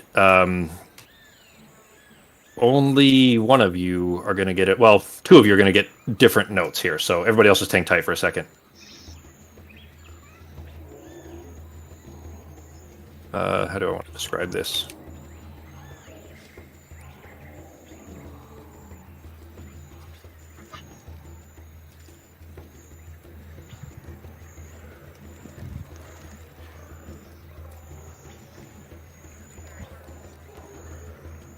There you go. Soccer, you got that? Oh, shit. Yep. I should have said that. I didn't mean to say who that was. But, shit. All right, well, that, and then... it's quiet for a while. There's no response. And then... that. Oh, interesting. Apparently because I changed your name... It didn't work, so... Oh, to Giuseppe? Yeah, well, I changed it to Pogo and then Giuseppe in parentheses, so it didn't work by just Pogo, so I just sent it to your character, or your cool. Actual name instead, so... That's it. Okay. So ignore the other part, because I said a name there that you guys shouldn't have heard, so I kind of fucked that up, so... Again, blame the rust, blame the... Not playing for a couple of months and fucking something like that up, but anyways, there you go. What are the rest of you doing? And then... Go ahead. I'm just reading. Justin? I'm going to go ahead and just call it an evening. Okay. All right. When you return to the tree, Norok's already laying down. Norok and Shok both have to be kind of almost feet. They're laying perpendicular, so they're kind of cutting the tree space in half. Both in that shit? Well, that's what I'm saying. For them to both fit, their feet have to touch in the middle, and their heads are like up in the branches almost, like on the inside of this dome. So like sitting in a recliner more than it is laying down flat because they're just too far. But they kind of cut the center of this dome in half, or the inside, the bottom part of the bowl, where their feet are almost like having a boot to boot in the middle, while they're kind of almost sitting upright on the far side because there's just not enough room really for everybody otherwise. But there's still enough space for everybody. It just gets a little extra tight when there's two Yogg in the space. All right, Norok heading to sleep. Arteme reading. Justin, Pogo heading to sleep. Anybody else do anything? I'm gonna write. I'll email it to you later because I don't know what the hell I'm gonna say in it. But I'm writing an apology letter to Corinzantilus with the scroll. Okay. Hang on a second. I believe there was a note in there for you already. Oh boy. If I can find it here. Go ahead and type it up. I believe I already had a note for you in there that he replied already to your last message. But I'll find that and I'll put it in your Discord channel when I find it. Yeah, I'll probably do it after we're done playing because I have no idea what I'm going to write. But no problem. That's what I'm doing is I'll go okay. ahead. All right. Is anybody taking watch, or is everybody going to sleep? Should we take watch? I feel pretty safe in the thing, but if you guys want me to, if you need me to, that's fine. I'll take the first one. Right. So you would need 3 total. Okay. I'll take one. I'll take the middle. Norok, Sarah, and anybody else? Shok will take one. That's fine. Shok would offer to. I mean, this is homeland anyway, so he would certainly offer to take one. All right, so we'll just so Sarah, then Norok, then Shok. What order? Yeah, I'll have them go first, actually. Okay. Right. Yeah, actually, that makes more sense anyways, because there's a little more time with less space being taken up inside the orb if both of you are out for 2 hours. All right. Then Norok, you hop out, climb down outside of the tree. I'll tell you that there's a certain piece. As sad as the circumstances are potentially that you're here for this specific reason, it is nice to at least be kind of near your homeland. Like these are areas that you would come down to hunt in regularly. Weekly hunts with your grandfather. Your father was at that point already kind of a pacifist, so he was not out here to help, but hunting with your grandfather and with Shok for that matter. So it is kind of nice being in your homeland already. The clouds are getting thicker. You can already tell, like I mentioned earlier, that the three remaining moons, Chorus, Alrus, and Embers, they're near invisible. They're all three new moons. And then, of course, Indris, which is the one that's destroyed. You're still seeing the glimmer, and where the clouds are in front of it, you can still see the kind of reflection. So there's this kind of translucent beam of light that goes horizon to horizon. This big gray arc over it. But it is a nice, peaceful night. Go ahead and give me a perception check. What? I dropped my pen, he picked it up, and then I dropped it again. Okay.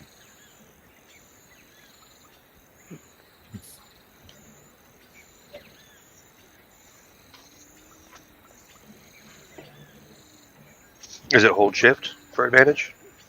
Yes, it's shift for advantage and alt, I think, or control for disadvantage. So one of those two. I'll just go ahead and roll it again. Okay. You just roll it a second time. I gotta fix the chat icons. It's weird not having your guys' character portraits in there. Yeah, I was noticing that too. Well, I mean, the night goes by, for your watch anyways, goes by quiet. You can't really make out anything with the clouds. You're not really seeing anything abnormal there, and you guys are in just enough of a little bit of a divot to kind of hide your campfire from the distance, or what would be anyways. So basically you're not really visible to anyone else at a distance, but at the same time you can't really see very far. But nothing hostile appears to be looking for you. You don't really sense anything dangerous in the area. But your watch comes to an end as you climb your way back into the tree there, waking up Sarah, setting down for at least for the middle portion of it, where there's two Yogg in the middle of it. You kind of have to kind of jostle your way in to make space, because obviously Sarah's frame, the space that she leaves is not really enough for you to fit into.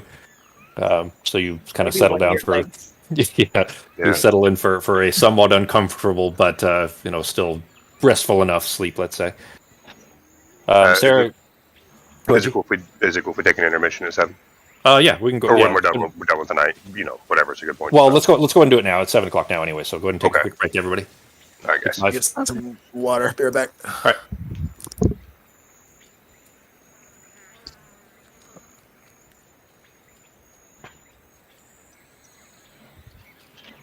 Yeah, let's go potty boo.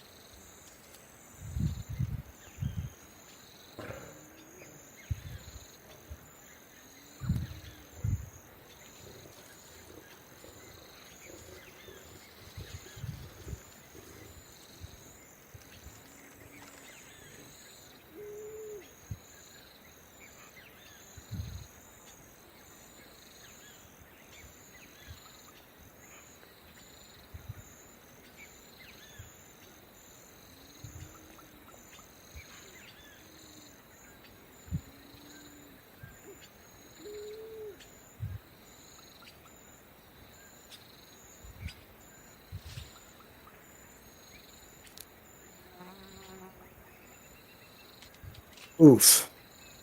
Yo. What's up, man? I went to a buddy's birthday pool party thing today. From like I think about 2 to 5 ish. I am fucked from being in the sun for 3 hours. Like I am exhausted. I'm not This is the used first to that time you shit. tried being out in the sun, like direct sun like that, like summer sun? No, it's just it's well, I think it's that like just well, you know what? Honestly, maybe spending 3 straight hours kind of like in the shade, but it's still out in the heat Sure. in a pool. Just Yeah. exhausting. You're gonna get burned? Like, did you get burned, you think? No, I fucking load up on SPF 50 sunblock. Yeah. All right, we're back. Ooh.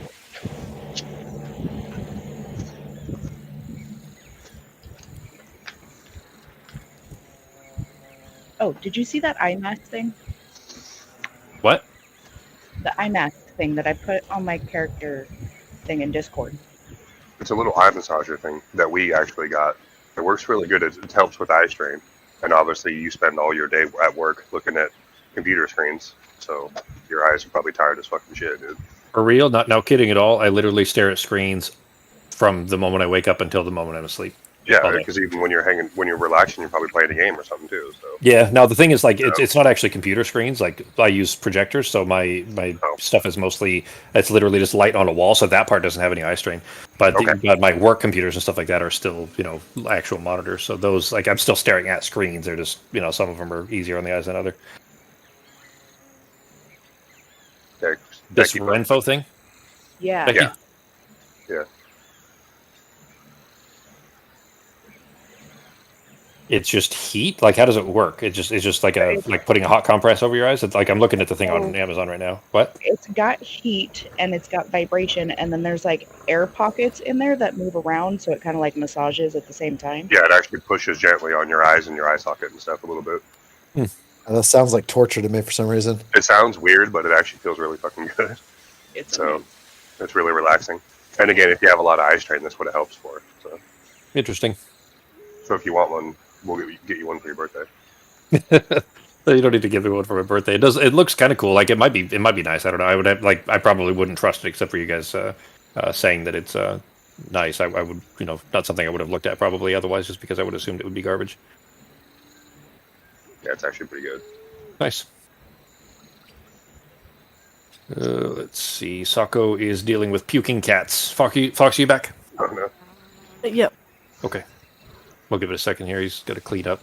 He said cat had to puke everywhere, apparently.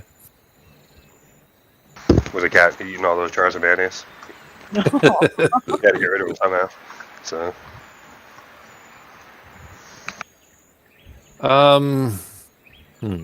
We'll go ahead and get started here because he said it might be a couple minutes. And then we can fill him in afterwards. We'll just narratively, you guys can tell him because, well, as you can imagine, everybody else is asleep. Yeah.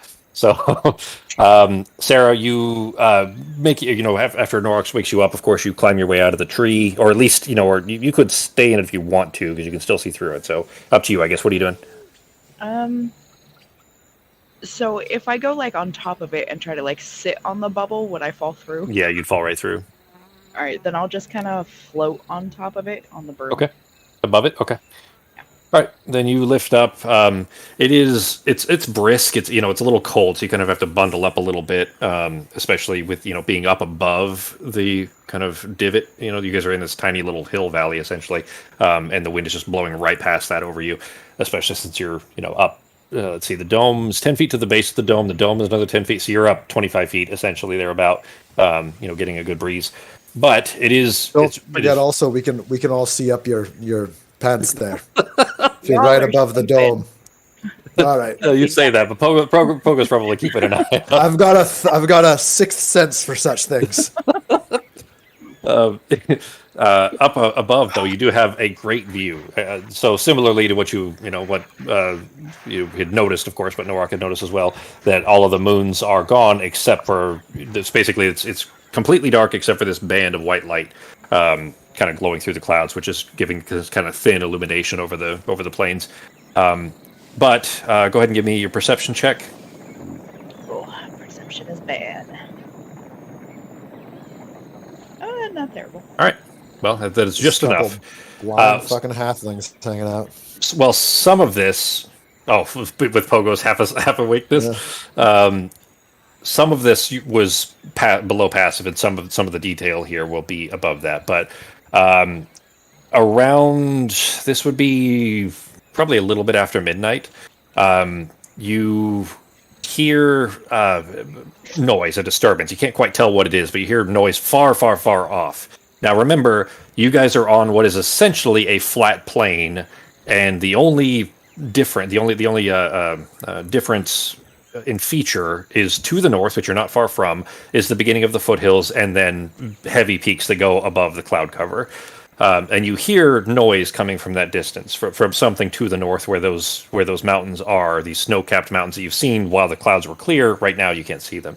But looking off in the distance, you hear something approaching, and approaching rapidly, and it's the sound of heavy, very large wings beating, like something flying this way. You already know what it is, of course, before you're even seeing it. It's not coming towards you, as far as you can tell, but it's hard to make out much. And this movement is so rapid that literally within 30 seconds of you initially hearing the sound, you see this gleaming gargantuan creature dip beneath the clouds, and you see the white frost that feeds this gargantuan ancient white dragon gliding southward, not directly towards you, but southward a little bit to the west, like it's flying off towards something else further to the west. Not really, again, paying you no mind. It doesn't appear to even notice that you're there, and it's too far away for that to really matter at this point anyways. But just gliding on southward on these huge canvas-like wings, like the size of like ship's sails, like a galleon sails, high over the foothills. Within a minute, it passes to the west, continuing southward. And then maybe a mile or more away to the southwest, I wouldn't say that this is loud enough, that nothing that you've heard so far is loud enough to wake anybody else. Are you doing anything? Or again, it's not coming towards you, and it's already past you and gone further southwest. Are you... No, I'm just watching it. If it starts to come back this way, and if it looks like it's closer than it was when it first passed, then I will cast darkness around us. Okay. But right now I'm just watching it. Okay. All right. Then it's past you and maybe a mile or so to the southwest. So it's not quite a mile away, but it's just, a little bit to the southwest anyways. It dives towards the earth and is gone behind a hill. You can't see it. You see kind of a flip of a tail, and then a flip of a wing, and then it is, other than that, it's behind a hill. And then a few seconds later, you see its neck kind of craning towards the sky and then pulling back like a spring, and then it launches itself back up towards the sky, flapping its wings. You see a huge dust cloud kind of envelop around it, dust and what looks like frost coming off of it. And it is clearly carrying something in its reflective claws. The only reason you can really see this is because of the light reflecting from this beam, this arc of the shards of Tears of the Moon that I was describing is reflecting off of its like almost translucent white skin. But in its claws, you see what looks like a great large wagon. And there's one horse dangling that is caught in the rigging and is fighting against it and just kind of kicking, futilely at the air, while another appears to be speared through on one of its gleaming talons. And then this ancient white dragon turns northward again, beating those gargantuan wings, taking its prey home. Or it seems to be back to the direction that it came. As it passes its nearest at you, you can make out these futile screams coming from it, though. This is where the detail comes in that you wouldn't have gotten, of clearly terrified victims that appear to be probably trapped in the wagon. By their voices, you gather these are probably some of the Ahigo clan orcs that you met yesterday, are in the wagon, and nothing you can do, of course, but they are being flown off as the dragon flies north. And only she sees that, right? She didn't wake anybody else up, so yes. Yeah, we're not going to fight an ancient dragon. Sarah's just sitting there watching it, terrified. Taco, Nazim is asleep anyway, so, as far as I don't know how much or what time you came back in that, Taco, but basically during Sarah's watch, she saw that ancient white dragon fly down from the mountains in the north and grab a wagon and then fly back. All right. But apart from that, your watch ends uneventfully. Apart from that, as if that would be enough to maybe trouble Sarah's sleep as it is. You doing anything else during your watch? I think I would try to, so not call Shan like I would when we were in combat, but just see if she'd want to come hang out with me because I haven't done that in a long time. Okay. You reach out, expending the necessary arcane energy to do so. She does appear floating, like just kind of dog paddling in air, as if it was, as if she were swimming outside of the dome, and kind of looking at it, and kind of bumps her head against it, and just doesn't know what to do. She seems confused, like she's trying to get in, but she can't. Okay. I'm just gonna kind of like rub on her head and just hang out until my watch is over and wake up. Okay. Okay. And actually, then, since you're at the top of it, she, realizing that it is solid, she kind of clambers up the side as best she can, kind of floating through space until she is sitting on the top of the dome, and then curls up just beneath where you're sitting there with the broom. Curls up with this kind of ugly, multi-eyed demon dog-looking shape, kind of curled up around you. She's adorable. Yeah, definitely not. I created the art of what she looks like. She's definitely not adorable. Well, she is to Sarah. Well, I didn't. Let me clarify. I didn't create it in that draw it or anything. Definitely not. But as far as the art used to depict her, anyways, apart from that, your watch goes quietly. All right, so then I'll just wake up Shok and be like, so there was this big white dragon that flew by. Pretty sure he ate some orcs and then flew back up to the mountain. I'm going to bed. Good night. There's a certain resignation, it seems like, that crosses his features. Like he's he kind of just nods. He doesn't say anything. Just nods in acknowledgement to what you said, and then he kind of turns and makes his way down the stairs. He says, "Sleep well." Thanks. Don't mind the demon hellhound dog on top of the dome. She's friendly. He looks up at the top of the dome. Like a Fucking what? picture, like, how flies will gather, like in your porch light, the little dome around your porch light. You know what I'm talking about? How flies and shit will get in there and then they'll die. Looking up, seeing the kind of semi disfigured shape on the top of the dome, he kind of eyes go a little bit wide for a moment, and then he kind of just shakes his head and turns around and just kind of stares out in the distance. All right, I'm going to bed.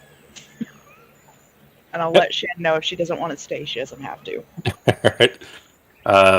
Then you go to sleep. The rest of the time, nobody else is awoken by anything untoward, apart from whatever difficult dreams you may have. But morning has come. It's still a little bit dark out. The clouds are pretty thick at this point. The day is quite dim. But apart from that, it was an uneventful sleep. Let me go ahead and set this back to morning. There we go. Sarah, you wake up, open your eyes, looking up at the top of the dome. She's no longer there. Shok has kind of sat down at the base of the tree. Yeah, go ahead and apply your long rest, everybody. Get your hit points back. That was not bad. Sarah was down 47 hit points. Jeez. Yeah, that shaman that poison? hit me there towards the end. Oh, yeah. Knocked me down Yeah, to like it's a fight. 52, and then I got hit with 211 poisons. So Probably not a good. I tried to tell you guys probably don't want to stay here for very long. You were chilling. You got more information out of that than I expected you to. I figured you guys to leave sooner. So you pretty much got the majority of the details out of that I had available for you. So. oh, and I'll tell them all about the dragon when I wake up, or once everybody's up. Sure. All right. Everybody waking up.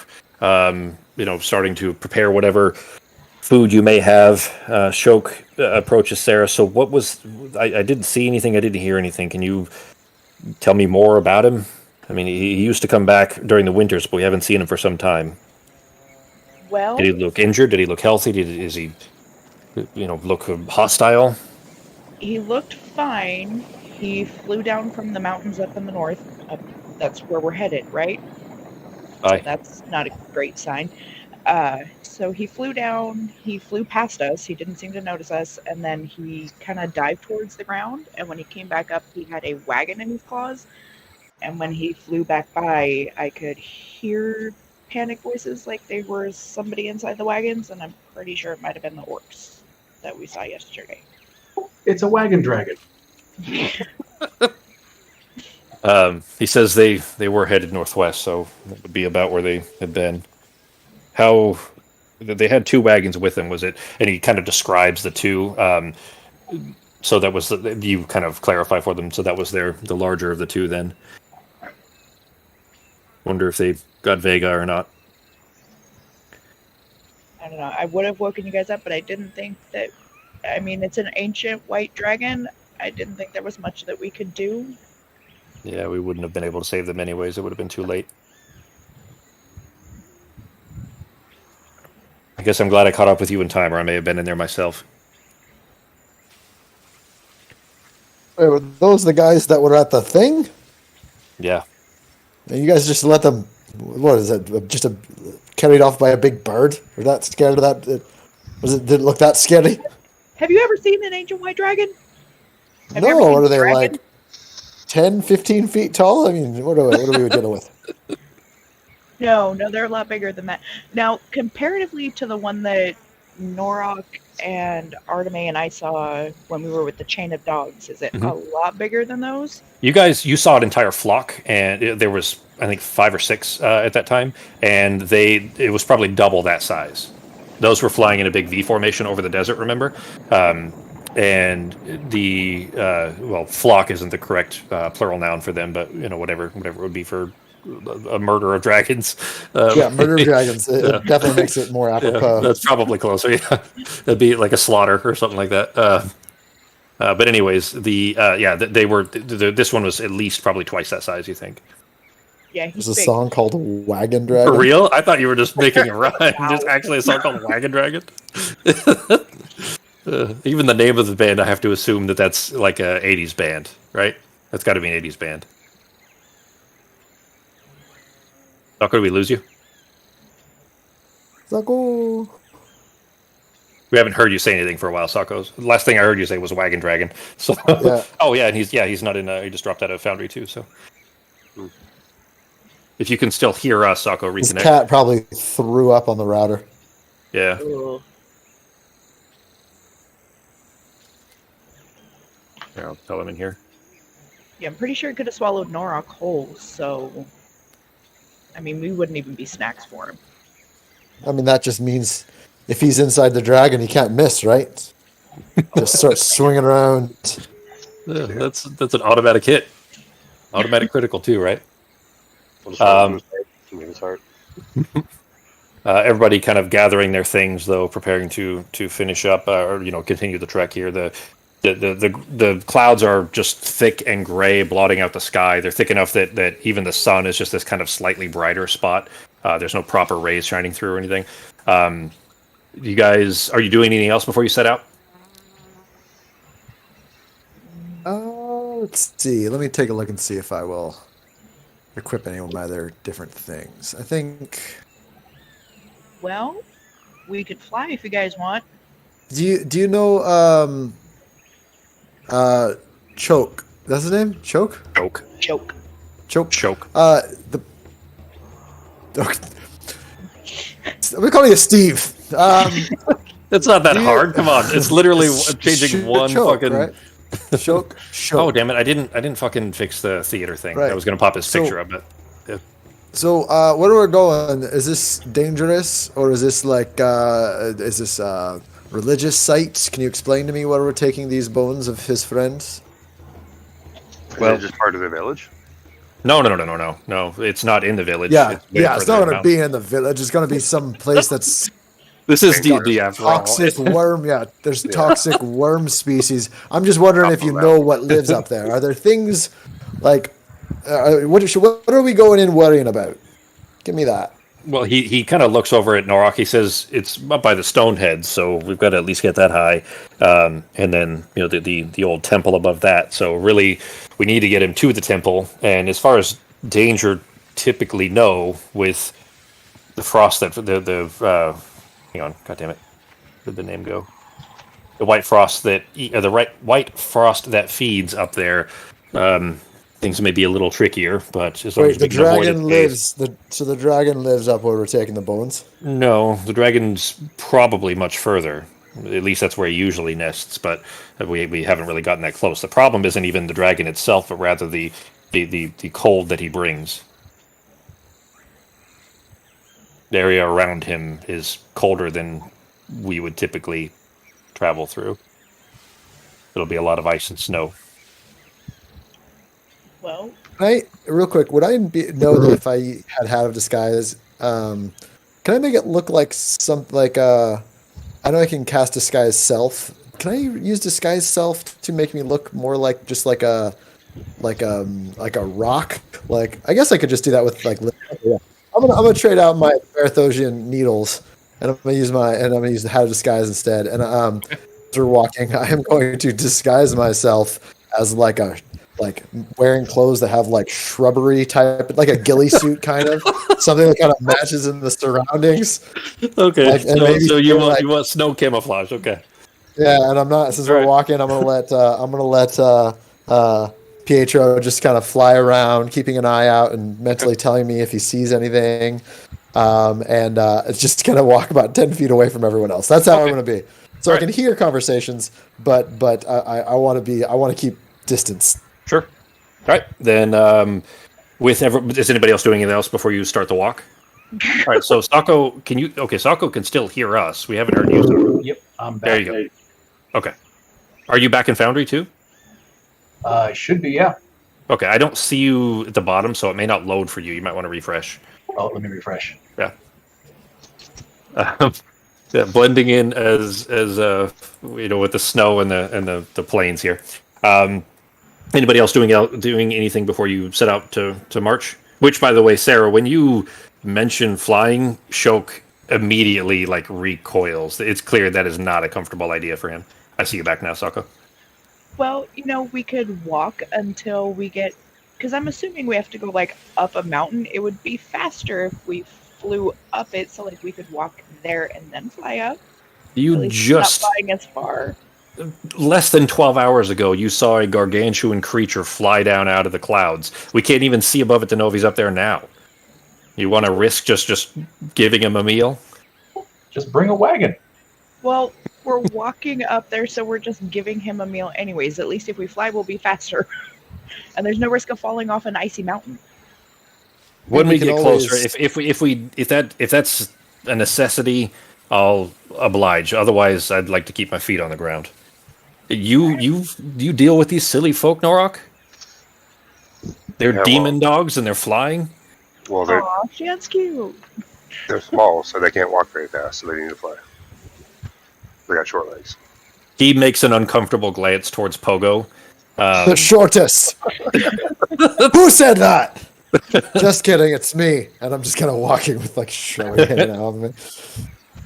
If it comes to it, and we must, then I guess considering what you've managed to hopefully provide a future for my people, I suppose I can deal with it. But consider me my vote against it. Otherwise, what's that? Let's put it this way. You technically wouldn't be flying on anything. We would be flying on you. There's a visible shiver, like an uncomfortable shiver. I don't want to speak of this any longer. Can we go? Yeah, let's go. All right, you guys. If you have questions, you can ask Norok. We've turned him into a griffin before. A griffin? They turned you into food and you allowed it? Made the travel easier. Very fast. Oh, that's a little Pogo in Discord. Yeah. I got little little legs. I think I've said that before. Probably, yeah. All right, then you guys start the really. I mean, honestly, this is still mostly flatland, so it's a pretty easy march. You're not really, fighting weather or slope or slick ground or anything really for that part, or for the most part rather. But at this point, though, you've been marching half the day or so. About 2 hours ago, your footfalls began crunching into frost with every step. and the wind coming down from this slope ahead of you is bringing this very deep chill with it. You're seeing occasional shivers amongst the party, enough that you kind of need to start pulling out the heavier gear from your pack. An hour after that, you reach the first patches of snow and these small gusts of winds that are still blowing down, or kind of blowing these powdery flakes in your eyes. But now, halfway through the day here, these disparate gusts of small flakes have become this kind of blanket of dense, freezing snow. And your trudging footfalls are getting more and more difficult by the minute. Norok, you know that, well, you and Shoke both, of course, know that this is certainly abnormal. This is the beginning of a real snowstorm, the kind that you would, batten down and stay inside for. You certainly wouldn't expect to see this until midwinter, and definitely not this far down the slopes from Whitehaller. What is your marching order? All lead, either Shoke or I in the front. Okay. Shoke will walk beside you, so. All right. I'll be on the broom since it's getting hard to walk now. Okay. And one of my hands is holding on to Norok's cloak so I don't get blown away on the broom. Okay. It's not so dense that you can't see each other. Your visibility is certainly being reduced, but it's not, like, you can still easily see everybody. You're not in blizzard conditions. It's just a heavy snowfall at this point. So. I'm just kind of, I think at this point I'm probably like riding Peter. Okay. But we're not flying. We're just like just trudging, if you will. Yeah. Sure. Okay. Arteme and Nazim. I'll go on the broom with Sarah if she lets me. Okay. Yeah, hop on. Nazim, you can Yay. float, so you don't have to worry about your feet getting in the snow. Yeah. I'll just kind of float, kind of in the middle, the back of the pack, kind of. Okay. All right. Then in that case, no. Norok, give me a well, shit. Okay, Norok, give me a perception check. Nobody else has their feet on the ground. Nope. So Norok is the only one who's walking. The rest of you pussies are all, keeping your feet out of this 2 inches of snow or whatever. Nobody wants to walk in snow when they're 3 feet tall. Yeah, that's totally. I hate snow right now. As a normal human fucking being, I fucking hate walking through snow. Yeah, that's totally fair. Honestly, I hadn't thought about You this. can't I hadn't even thought about... see the exploding plants. Yeah, There's a lot of explosive mushrooms. Yeah. Norok, with that actually, so I actually had two separate points here. Anybody for having their feet on the ground, and then for whoever was in the front. But since Norok is both in this case, the only one with his feet on the ground, and the only one that can see, or that is in front rather, and nobody's up scouting because Pietro is with Pogo's actually riding Pietro. So there's a very low vibration that you're sensing underfoot, Norok, like a distant earthquake, like the one that Justin and I had a few days ago. Through this obscuring sleet and snow, though, maybe 60 or 80 feet ahead of you or so, you see the ground, which is at this point is basically a layer of like thin ice with snow on top of that. So basically, whatever grass and dirt there is, and then ice, and then snow. But you see the ground ice shifting and splitting as if something were burrowing under it that is tunneling straight towards the group. You're the only one that's seen it so far. You're kind of blocking, like you take up the majority of the horizon for everybody else behind you anyway. So what are you doing? I'm gonna turn around and tell everybody that Bugs Bunny's coming straight at us, and we've got to take a left turn at Albuquerque. What'd you say? It was a Looney Tunes joke. Forgot to make a left turn at Albuquerque. There's something very. Oh, big that's what you said. right My brain could not comprehend Albuquerque as a word that you said. Something All very right, big. so I'm gonna real quick pat Pietro and maybe fly up 15 feet and keep an eye on the ground. Artemis, do you want to stay on the broom? And I'll ready my use. I'll stay on the broom. All right, then I'm gonna have you drop me 20 feet. I'm going over here, Oh, and then did you not can mean go to finish wherever the you line. want with the broom. Yeah, vicious mockery. I'm gonna ready vicious. I mockery. assumed it was vicious mockery. Yeah, my use. You said you're you, so that's what I took that to mean. So, all right, Nazim, are you well? You can go only a couple of feet, so you can just get a little bit off the ground. But Yeah, like 15 feet or something like that. well, I mean, your regular levitation is only 2. So do you have something that's still a little bit too loud? Hang on. And then, depending on what pops out, I have something held Okay. while I'm over here. And Artemis, you may want to back up. Okay. Don't tell me how to live my life. Well, I mean, you may get hit when I do this, so. I'm just gonna get my sword ready in case it pops up. Okay. All right. So you pull the Sword of Stolen Hours off your back. Sako, are you doing anything to try to get elevation? I'm just going to pull back a little bit and separate. Okay. All right. But you're still levitating, but only just your normal, right? Yeah, just normal. Okay. All right. And Pogo here. I grabbed Pietro. Oh, I adjusted him, but I didn't put him on here for you. There you go. I didn't put the mount. That's another one that I didn't. Another add-on I didn't put back on for you. So for now, if you're riding him, I'm just going to assume that you're riding him. I'll just put him over here for now. So that you can click him Sounds if good. you need to roll his actions or whatever. How high up are you? 15 feet. 15. Okay. Becky. I'm on the ground. I had Artemis Oh. drop it off. Okay, I misunderstood that. Okay. All right. So. And Artemis well. has All right. Then in that case, Fox, I'm going to go ahead and put. I'm going to do the same thing. I'm gonna, Okay, yeah, I'm still on the broom. oh man, I fucking love that song. How high up, Fox? Probably about 15 feet or so. All right. Okay. Then. There we go.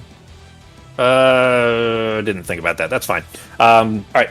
Go ahead and here I can put you guys in initiative here, or in the combat rather. Justin, do you want Pietro in combat as well? Yeah, unless you want him to just act on the same turn. No, that's fine. Well, I mean, he can be in the initiative order at least. If he's gonna, you can choose whether you want to do something sure. with him or not. I'm wondering if with mounts, if it might be easier to do it on the same turn, so that I can, for simplicity's sake. So if I'm like, Sure. I'll just have him fly me or something. So Didn't I made a thing where I can. How did I do that? I made a thing where I can adjust initiative automatically. Do. Can I clear it? I can't drag him. Can I begin combat first? No. Damn it! I had a thing in here where I would be able to adjust them for initiative. Here, I'll just re-roll until he's up there with you. That'll eventually work. or we could just leave him off the tracker, and I'll just There we go. know Ah, that done. we both go at the same time. I got it that Yeah. time. That worked. Yeah. All right, Becky, you gonna roll? Oh, shit, sorry.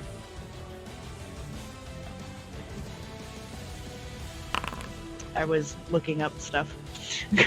No problem. All right. Well, that worked out in your guys' favor.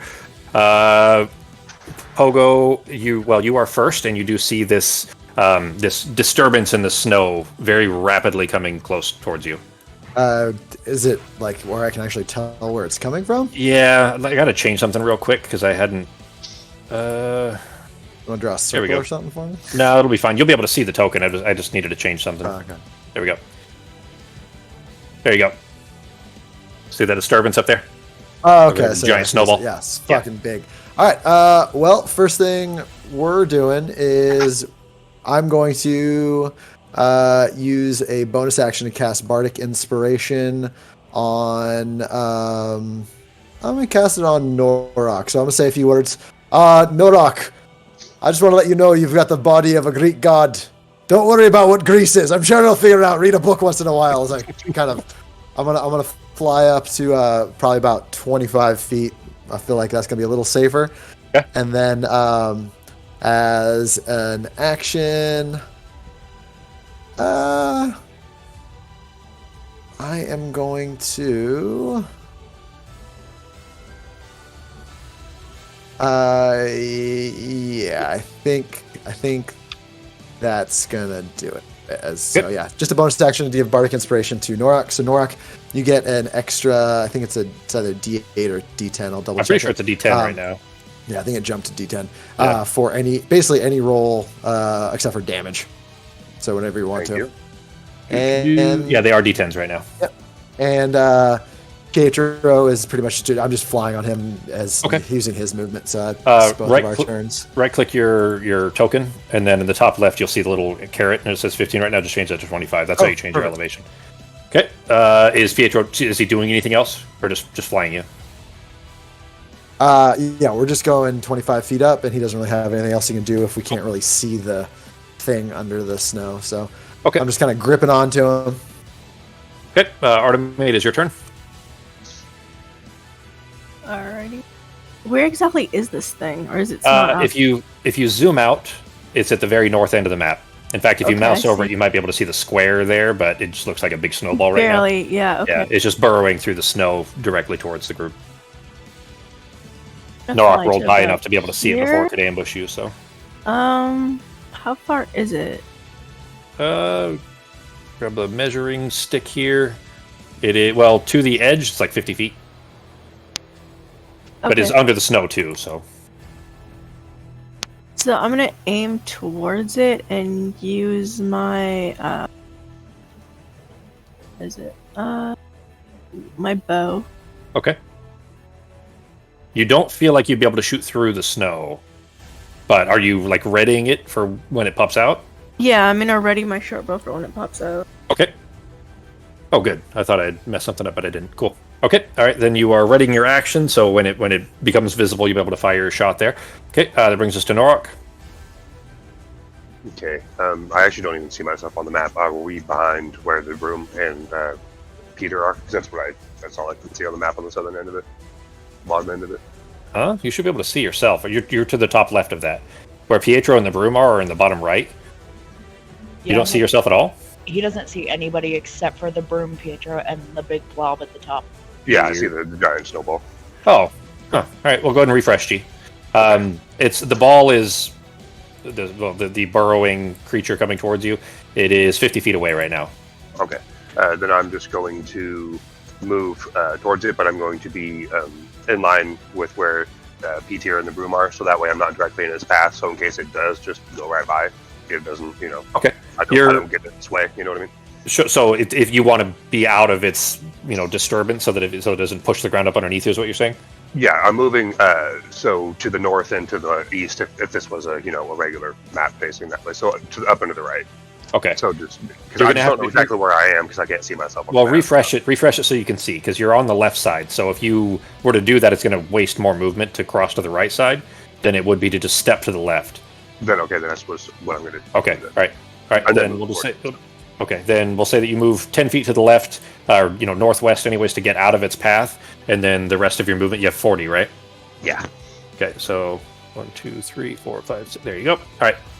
You can make it to there. When it reloads, you'll be kind of in the top left a little bit, near to the ball. Okay. That brings us to Sarah. Are you doing anything else, G, or just you grabbing your sword and running that direction? Just keeping my action ready with my sword. Okay. All right. Let's see. Oh shit! I didn't put Shok on here. Sorry. 20, 25, 30. I'm going right there. And I am readying my action for when this thing pops out. I'm just All right. holding Then, all right. Then Shok is up next. He is going to following kind of in Norak's. I wouldn't say lead, but kind of following what Norak is doing here. Is going to run to this side to kind of pincer move a little bit. I don't know if I grabbed the movement right. What was it there? There we go. So he'll be on the opposite side from Yuji. Kind of same thing, readying his weapon a little bit closer. And that brings us to you all kind of looking in the direction of this impending thing, this thing burrowing through the snow there. You see it burst through the snow and ice, sending these shards of chunks just in all directions as it bursts up through the ground. And you can now see that the shape of this very elongated Norak. You and Shok immediately recognize what you call a snow shark appear from here. What is he still? You guys can see him now, right? Can't Yeah. click on it now. Yes. Ben, you okay? Over. I can see myself and stuff. I can see it. Nothing highlights when I mouse over the. That's because I took his name off so that you guys wouldn't see the name on the snowball. But anyways, this gargantuan creature just leaps up through the snow, landing down pretty much on UG. It is here, let me find it real quick. It's called Deadly Leap. There you go. leaps 15 feet through the air, upwards, and then kind of down, just crashing onto you. It must succeed on a DC 16 strength or dex save. You can choose. Dex, because I have advantage on dex saves. Okay. Okay. Hang on, I'm bringing my sheet back up here. I'm just Sure. looking in a little bit.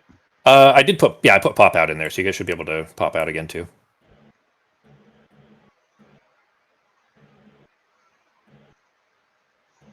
Have I been muted this whole time? I haven't heard you for a bit. Oh yeah, I've been muted. I've been saying little quips, but I think I was just muted. Yeah. My bad. Well, G, you this very. I mean, it's probably 1,800 pounds. It's much larger and heavier than you are, with a very thick, like armored shell. These are kind of the apex predators of the mountains where you're from, and you generally don't fuck with them. You pretty much kind of leave them be. But it comes crashing down on you. It'll be 3d6 plus 4 bludgeoning and 3d6 plus 4 slashing, and you didn't rage yet, so you will be taking full damage from that. Which is 28. So go ahead and apply 28 damage to yourself. And knocked prone. And when it hits the ground, as it kind of smashes you down beneath its claws as it smashes into you, the kind of nose of this thing pierces into the ice behind you, and you feel the ground give way. You collapse in through this hole that it's kind of created as it burrows down on you, and you are disappear. Everybody see Norok disappear. Is the creature gone too? Creature disappeared as well. Norok, I'm going to move you. Okay. So Check for traps. he is in a new pit, right? So Ooh, Ben, but there's you're gonna treasure down there. some of it's going to end up being revealed for you because I had to drag you in from the side, and there's a better way to set this up, and I haven't done all that yet. But it kind of collapses on top of you, and you feel yourself still looking up at this kind of cloudy sky as you fall through the shards above you, falling down about 20 feet until your back hits the ground into these like pre-existing tunnels that this creature has dug out below. You can see the sky up above you. It is a bit too high up above, but this kind of network of tunnels it seems like that you've fallen into, and that is it for its turn. Technically, I wouldn't use that down there, so that's it. All right, Nazima, is your turn. Hang on, since I was holding my action. Oh, so that's true. So yeah, was I. Yeah, you guys were. I was not because I already had my turn. Yeah, I was too. Well, could I have then I'm gonna say that specifically that where it kind of burst through and then collapsed onto you. So I would say go ahead and make the attack, G, but yours is going to be with disadvantage. Okay. Arteme, you're just close enough that yours would not be with disadvantage. Sarah, it's not yours. attack, so. Oh, okay. All right. Yeah. Any kind of 80. The problem is because this is lightly obscured because of the snow. Right. Okay. You're just inside anyway, so yours would be normal roll. Nazim, did you have anything prepared too? Nothing prepared, no. Okay. Nothing that you were gonna, hit him with Oh, you didn't have your turn yet. That's right. Never mind. Your turn's coming up here in just a minute. Yeah. Arteme, you when this creature kind of bursts up through, like kind of like a cats when they jump out of tall grass and then disappear back into the grass. Imagine that he kind of appeared up out of nowhere and then kind of arced through the air and then hit into Norok and knocked him down through the ground. The hole that I put on the map there is like the hole that Free Willy, just Norok there you go, like on Free the Will. other side of the fucking yeah. Arteme, though, you release an arrow as it's arcing up through the air, and it just plinks off of the clearly very hard armored shell. Okay, Becky, I hadn't seen your roll there, so as long as that's within range. What's the range on that? 60 feet?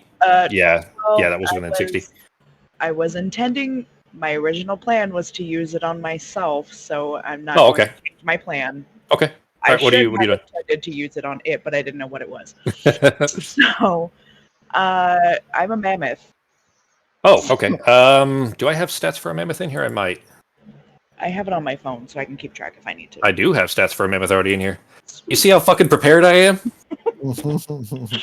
I didn't even know I had it in here. I imported a bunch of beasts, so in case, really for Fox, in case she ever used them. But let me grab a token for that, Becky. All right. But I can give you the stats here in just a moment. or give you ownership of it here in just a moment. All right.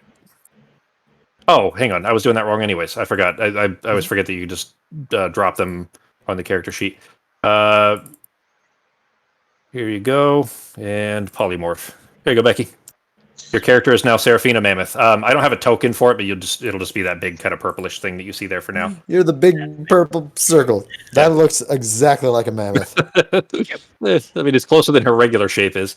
Let's see, Norok. Then with that, the 11 was a disadvantage. Yeah, it comes crashing down on you as you try to bring the sword out. In front of you, trying to kind of find a chink, a slot between the plates of this armored creature. But it collapses on you too quickly. And if anything, the sword almost slips from your hand as you go collapsing. But when your back hits the ice below and the tunnels below, it is just right outside your hand. So you just reach back over and grab it.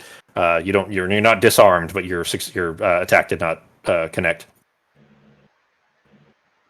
All right, that brings us to Nazim. So Nazim, it is your actual turn. There is a big hole in the ice where Norok has disappeared through with the creature, and you saw the rest of what I narrated there. What are you doing? I'm going to start running towards that hole, seeing if I can jump down to assist. Okay. I only got 30 feet movement, though. 30 feet? All right. So you can make it... Well, if you dash, you can make it to the hole. You wouldn't have your action anymore, but you could make it to the hole if you chose to. Yes, I'm going to go ahead and dash, go 60 feet, and safely drop down. Okay. It's not too far, right? It's 20 feet down. So you make it to the edge there. Go ahead and move yourself to the edge of the southern edge right here. There you go. So you kind of floating through the air as best you can, kind of knocking the snow out of your face, kind of wiping your face. You look down through the hole, and you can see Norok laying flat on his back with this gargantuan shelled shark, this armored shark standing over him, reaching down like it's about to snap at his face. But it's about 20 feet down. The back of the creature, as big as it is probably 12 feet down. So you could theoretically, try to make your way down there, up to you, but it does look like a dense network of tunnels, and getting back out could be troublesome, especially if you're trapped down there with that creature. All right. What do you think, guys? You can see it, though. You can see it. So do with that what you will. I've already used my action, so I'm going to wait a moment and see if we all gather up or what we're going to do. So okay. I'll let the turn go. Okay. Norok, you did have Bardic Inspiration. Does that change anything? Oh, I guess. So another 10? No, it would be a D10 on top of the 11. Yeah. If you chose to use it for that. I think I'll hold on to it. Okay. All right. Because that probably wouldn't have changed him being able to hit me with that grab.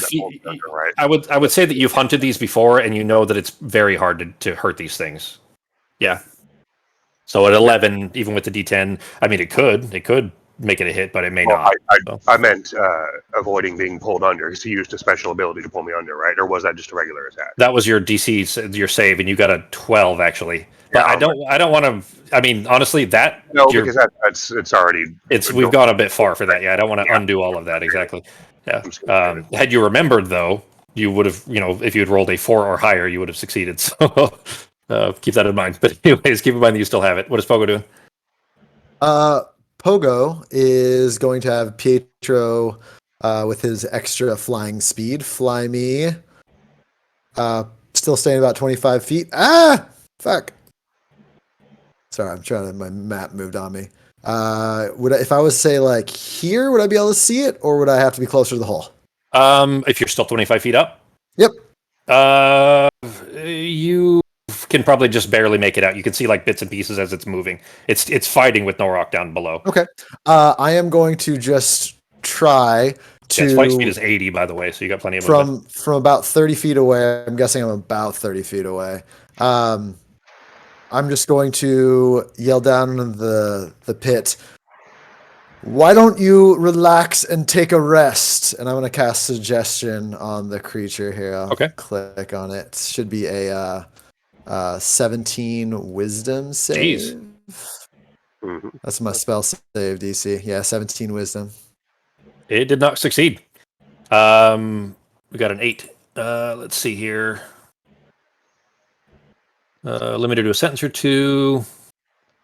Can hear and understand don't you. hurt it. Oh, did it have to understand me? Oh, I thought it said Yes. it didn't have to understand me. Oh. You can see within range that can hear and understand you. Oh, my bad. I thought this Yeah. was the one that they didn't have to understand me. They just had to hear me. That is command, Then- I think. Yeah, I and got that it one confused. is like a My single bad, word. guys. My bad. In that case, I am just going to hold the no, that won't really help much either. Fuck it. I'm just gonna go ahead and cast guiding bolts. Okay. Sure, so you can see within range, perceives everything is hilariously funny. Okay. All right, we're gonna do the same thing, just Tasha's hideous laughter. Okay. So basically, revert that. I'll add my spell point back, and just gonna do Tasha's hideous laughter. It's basically the exact same thing, same spell, but this one only lasts for a minute, and basically they go into laughter. So I'll add my other spell slot back. Sure. All right, 1 second here. I can start Almost reading done. better. Reading with the words. Or just not adding an extra word in there. Yeah. Image. Not uploads. It is in this folder. There we go. Cool. All right. Now it doesn't look the right size. I'll have to adjust that a little bit, but at least she's a mammoth now. All right. Then for hideous laughter, Ben, you can see yourself in the tunnels, right? Yeah. Okay. Oh, that's neat. Wait, can you put certain people on certain maps and other people's not? Or I did it a little bit of a roundabout way. There's actually a much better way to do this now that Foundry supports. I just did it kind of the old way, which isn't as cool. There's actually a way that literally, if you guys touch that hole, it would automatically teleport you to the right place where Ben is, or any hole that's made. I just didn't set it up like that yet. But anyways, yeah. So as long as Ben can still see down there, I just wanted to make sure since the other issues were happening. It does not appear to succeed.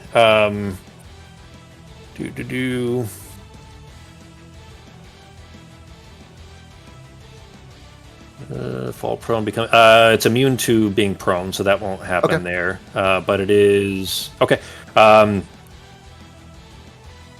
as I creature, toss up well- some tiny tarts and a feather waving around in the air. I'm gonna have to ruin your fun again. That's fine. Here. If it can't So work on it, that's fine.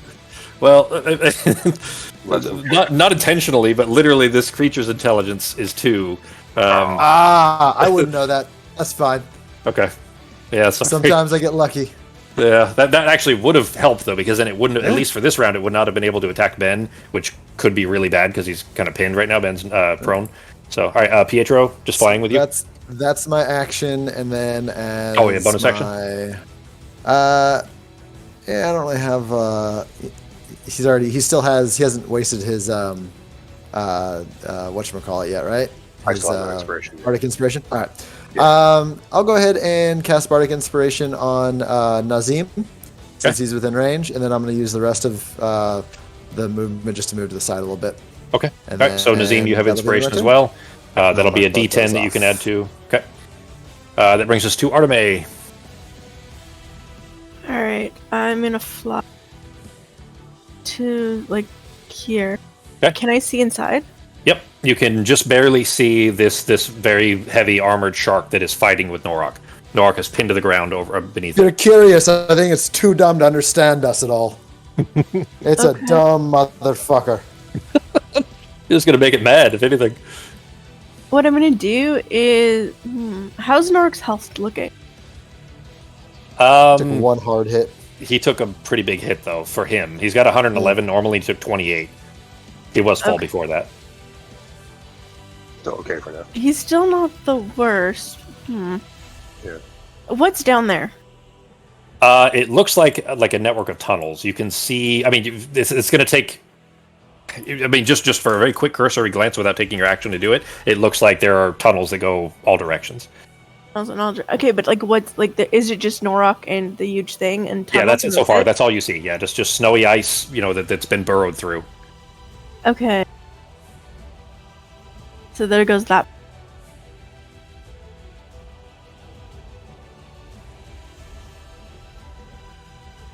I'm gonna use produce flame and throw the fire at the creature. Okay. Go ahead and make the roll. Shit, I guess for you to target it, huh? Yeah, I can't really target it. Go ahead and click the attack anyways. His AC is 17. I'll just tell you guys. Hey, natural 20. All right. Yay. Go ahead and roll the damage and click the critical thing. All right. It's not a bad hit at all.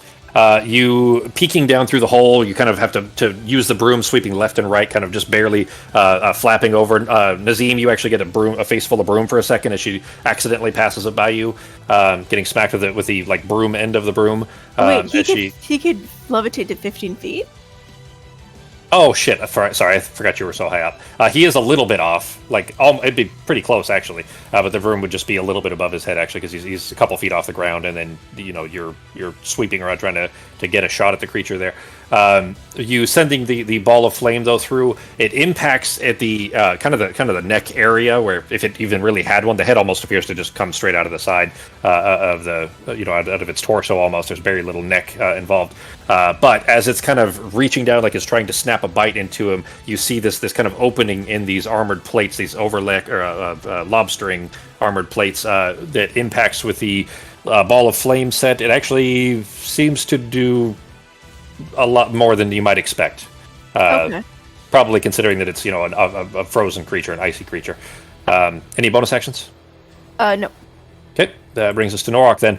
Ben, you are still prone, and the creature is pinning you down. So if you're trying to get up, it's going to be a strength contest, and it'll be very difficult.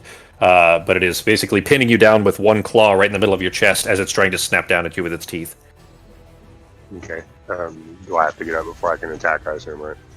You can still try to attack it as it is. It would just be with disadvantage, and it'll be a pretty hefty disadvantage. You should have more light than that. Is that? I guess that's all you have. Yeah, you don't have any dark vision or anything, so. Yeah.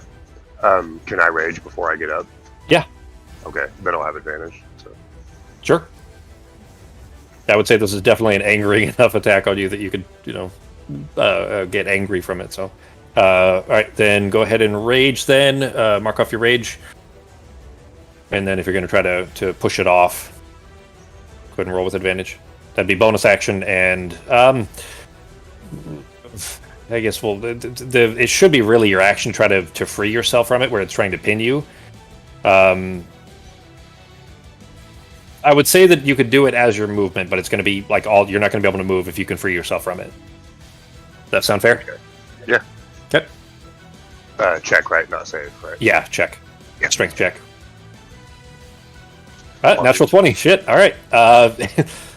With a furious growl, you jamming the hilt of your Sword of Stolen Hours into the ankle of this creature. Where there's just kind of a thin enough spot where the ankle is. That you jam it in, and you hear it yelp as it kind of yanks its claw away, and you spin, just rolling rolling sideways, end over end, off to the side to free yourself from it. No longer pinned. You are right here. Go ahead. You still have your action if you choose to. Oh yeah, I can't do that. That's another bonus action. Okay, I'll have to do that on my next turn because I just raged. My bonus action. Well, you do frenzy rage when you do it at the same time. Okay. Yeah. Well, so if you wanted to frenzied rage, then you would do it. That puts you into rage. It's the same thing. Okay. Yeah. Then I'll just I'll use my frenzied instead of my regular. So. Okay. And then now that I'm back on my feet, it's just regular attacks, no disadvantage, right? Correct. And I'm going to use Great Weapon Master on this. Did you fix the thing to where I can do it myself, or do you need to? No, the macro. I have to rebuild that macro completely. Okay. Yeah. And if it doesn't hit, I'm going to use my Bardic Inspiration. Okay.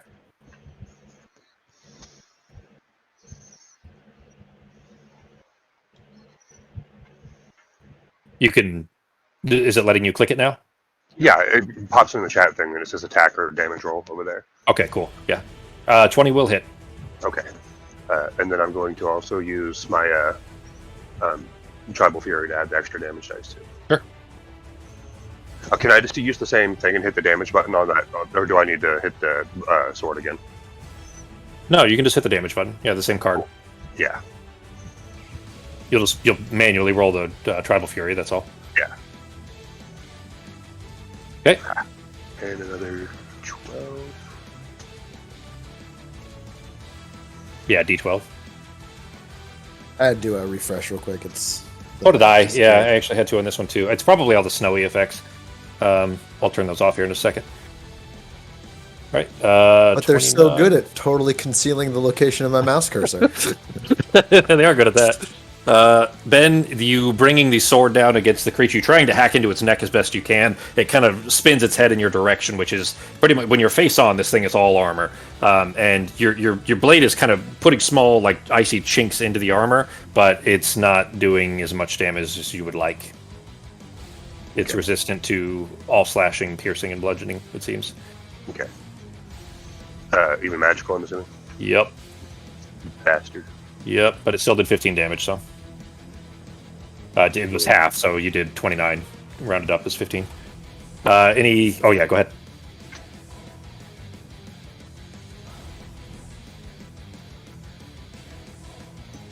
Interesting. Are you seeing that no target thing? No. I'm not seeing it here. Okay.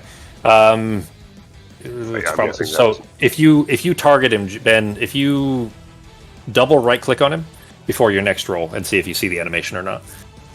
You swing at him with the second swing though, and with its maw kind of it snaps at your wrist. You feel your wrist or the impact into your wrist.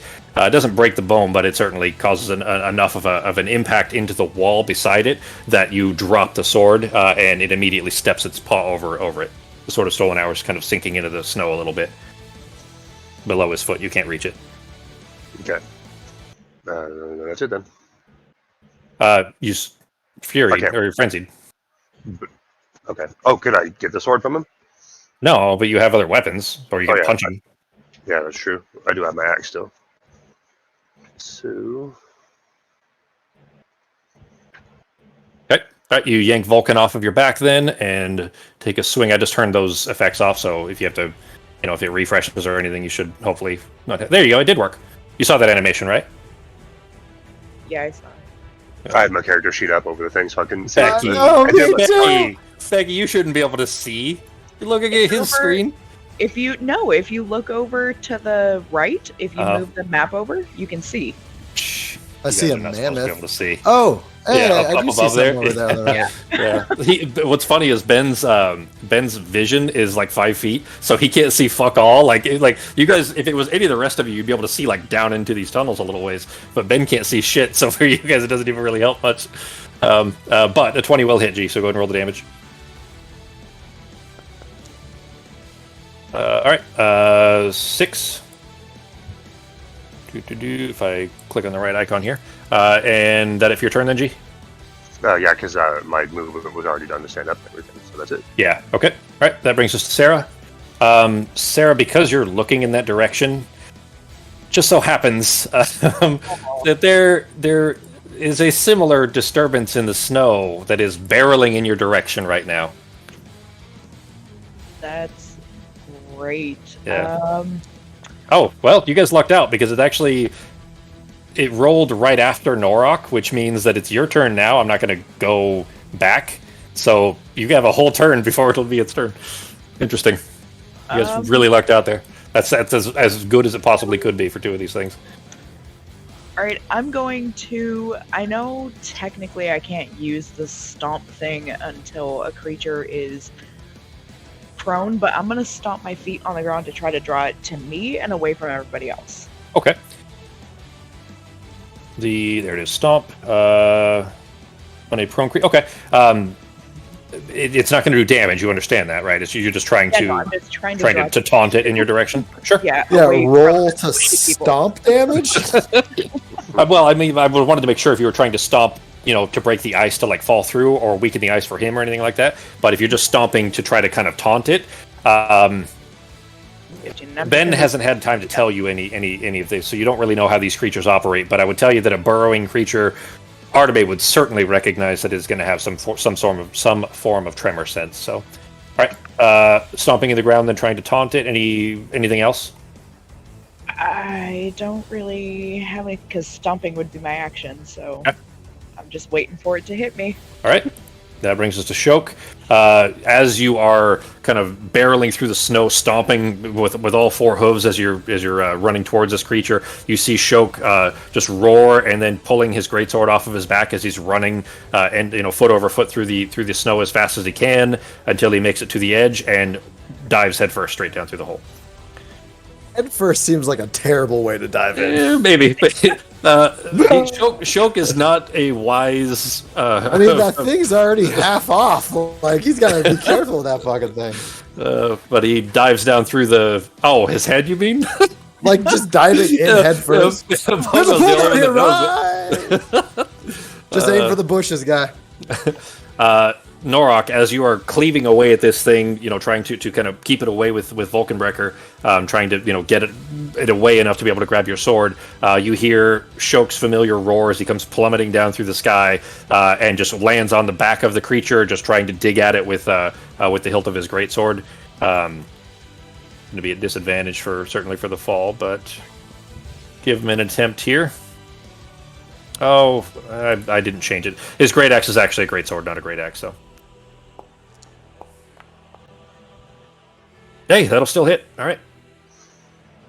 And that will bring us to the first snow shark, actually. Nazim, you're up right after that, so 3 damage to him. So the first one that is down there with you, G,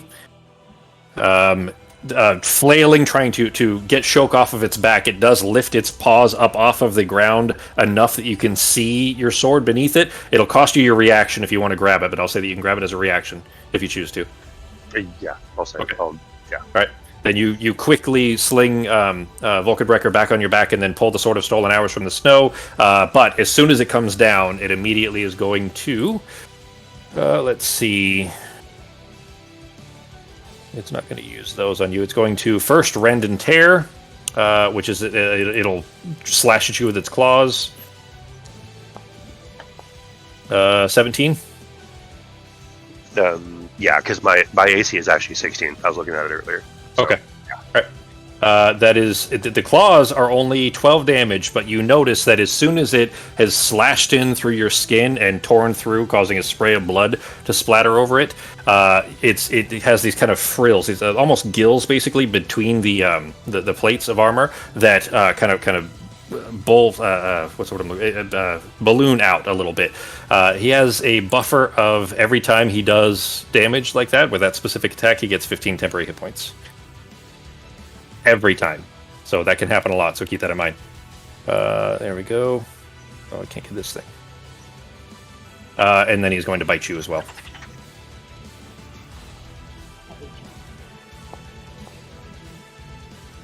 Uh, 15 will not hit then? No. So slashes you with its claws, smashes back down into the snow. You feel these caves kind of shudder a little bit, and bits of snow and ice start to fall off of the hole above you. Tries to snap with you with its toothy maw, but misses, with Shok still fighting on its back. That is it for its turn. Brings us to Nazim. So that was 12 damage before the rage, right? 12 damage before the rage, yes, so 6. Okay.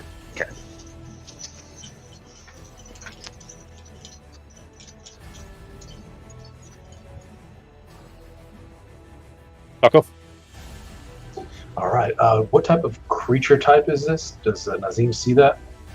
I don't know that Nazim would know, especially being from the desert. Vabi doesn't have these kinds of creatures there. You know what? It does have a relative of this kind of creature. Go ahead and give me an animal handling check with disadvantage. Arteme, looking down through the hole and seeing this creature, this looks a lot like a wounded creature that you guys fought in the desert once. You remember what I'm talking about? You guys fought a wounded animal that was already injured that attacked you, and then it ran away, called a boulette. Was that the one that was like multiple creatures at once? No. No, this okay. was I don't a single remember it creature. then. Yeah, this was a long time ago. Nazim, you don't recognize this creature. Okay. Can I safely jump down this hole? You can levitate yourself down, yeah. Okay. I mean, the creature might hit you on the way, but yeah, I mean, you can get down there without taking falling damage. Pretty much what I mean by that is do I need to go down in order to attack this creature? Like, do I have a direct line of sight down this? He hasn't moved. Well, he's still fighting, but he hasn't moved away from there. You can still see him from where you are. So in theory, I could just chuck a couple spells down the hole. I can see him. You could. You do see, like, you can now hear and see that the mammoth that Sarah's turned into is charging directly at another burrowing ball of snow and ice that is behind you. Okay, I will fire my Eldritch Blast down the hole to the one Okay. attacking him. Okay. Go ahead and roll. It's a 17 to hit, so go ahead and make your attacks there. Damn it, that sucks, actually, because if he was up here, you'd be able to roll it, and the animations did work, so if you targeted it, it would, but you won't be able to see it, across the map here. 24, that'll hit. Go ahead and roll the damage.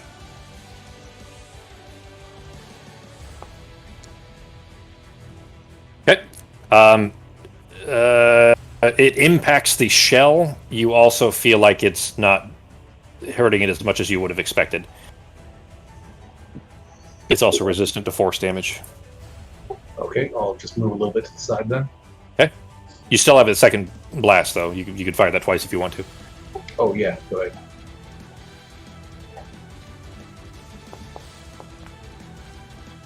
Uh, 15 will not hit. So it impacts the shell, but it just fizzles. Doesn't seem to do anything. All right, move right there, and I'm good.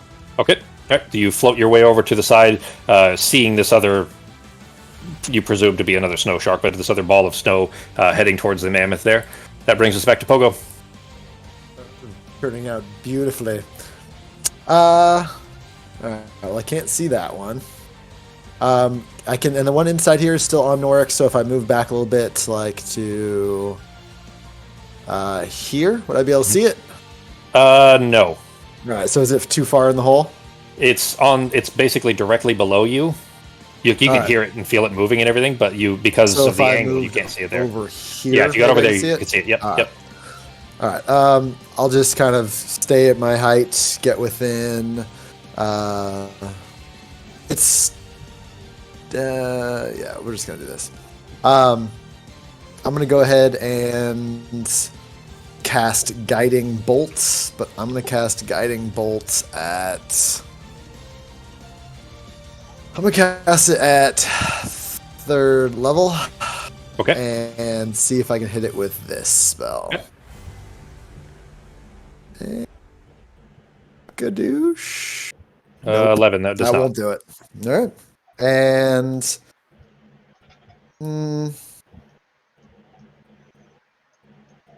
Yeah. Is Hex a bonus? Hex is a bonus action. I will. Still not that helpful. All right. Yeah. Might as well. I'm going to go ahead and use my concentration bonus action. I'm going to cast Hex on the creature that I can see in the hole. Okay. And I'm going to cast that. That doesn't actually hit him, right? It just yeah.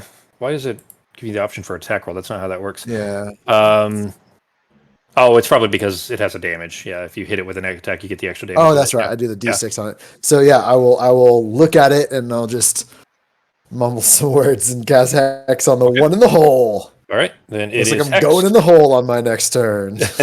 Well, maybe not. Let's see here. Maybe I'll get sucked into the holes. Who fucking knows? Well, there is one coming from behind you too. So. Oh yeah, but I can't see it and probably can't hear me, and it's too. Well, you can dumb see. shit for me to notice stuff. Yeah, exactly. You can see the disturbance in the snow, but it is going to the one that you see down in the hole.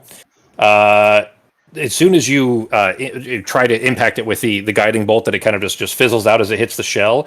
The head snaps up in your direction. Norok, you see the kind of exposed neck. You know that's the spot you need to hit. But before you can do anything about it, it leans down on its haunches and leaps up through the hole, the same hole that it already went through, and collapses down onto Pogo. Oh shit! It can jump 25 feet up. It can actually jump 30 feet. Its standing leap is 30 feet, and it can do it at the end of any player's turn. So it has a few attacks that at the end, Well, kind of like its layer high action. jump is only 15 feet. Because I'm 25 feet up. It is. That's right.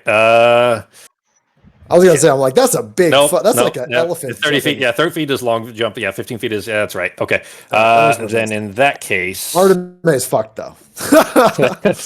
well, I mean, it could jump upwards and hit the snow beneath her, but it would still have to crack through. Huh. Shit. That was going to be fun, but you're totally right. I was reading that as 30 feet for both, not long jump or high jump. In that case, well, it can't get up through that way until it runs through the tunnels there. It can still long jump though, so it is going to. That's only as a bonus action, Ben. It is going to leap past you, trying to get Shoke off of its back. Ben, you can just barely see this, but you see there's a slightly brighter spot over here where I'm moving my cursor. Hang on. Basically, what I'm describing, you can see a couple of light spots, all like in these tunnels, looking around. Yeah. That look like they're thin ice. This would be the way to get out. And he leaps over there, trying to evict Shoke off of his back. We'll give Shoke a dex save beneath these, and looks like he's preparing to try to jump up through it. Let's see, dex save. Do I get an opportunity attack? Yep, natural 20 for Shoke, so Shoke is still on. Nice.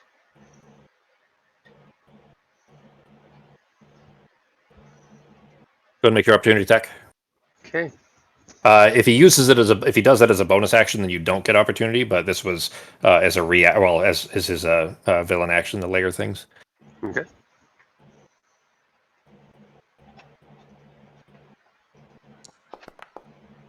Fox, you're up next, by the way. Oh. Ha. Yep. Shit, natural 20. Did you see the red flare thing?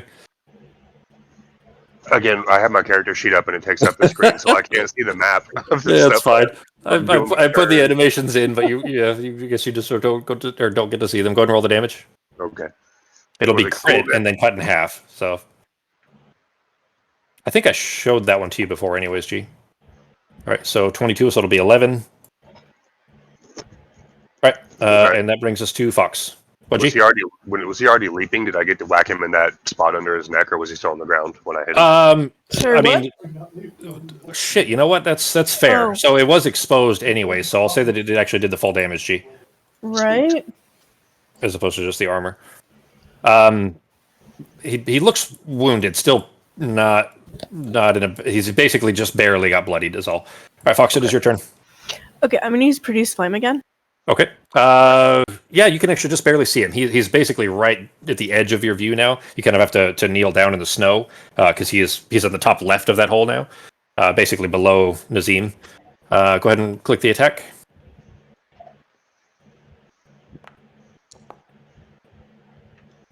Okay, that'll hit.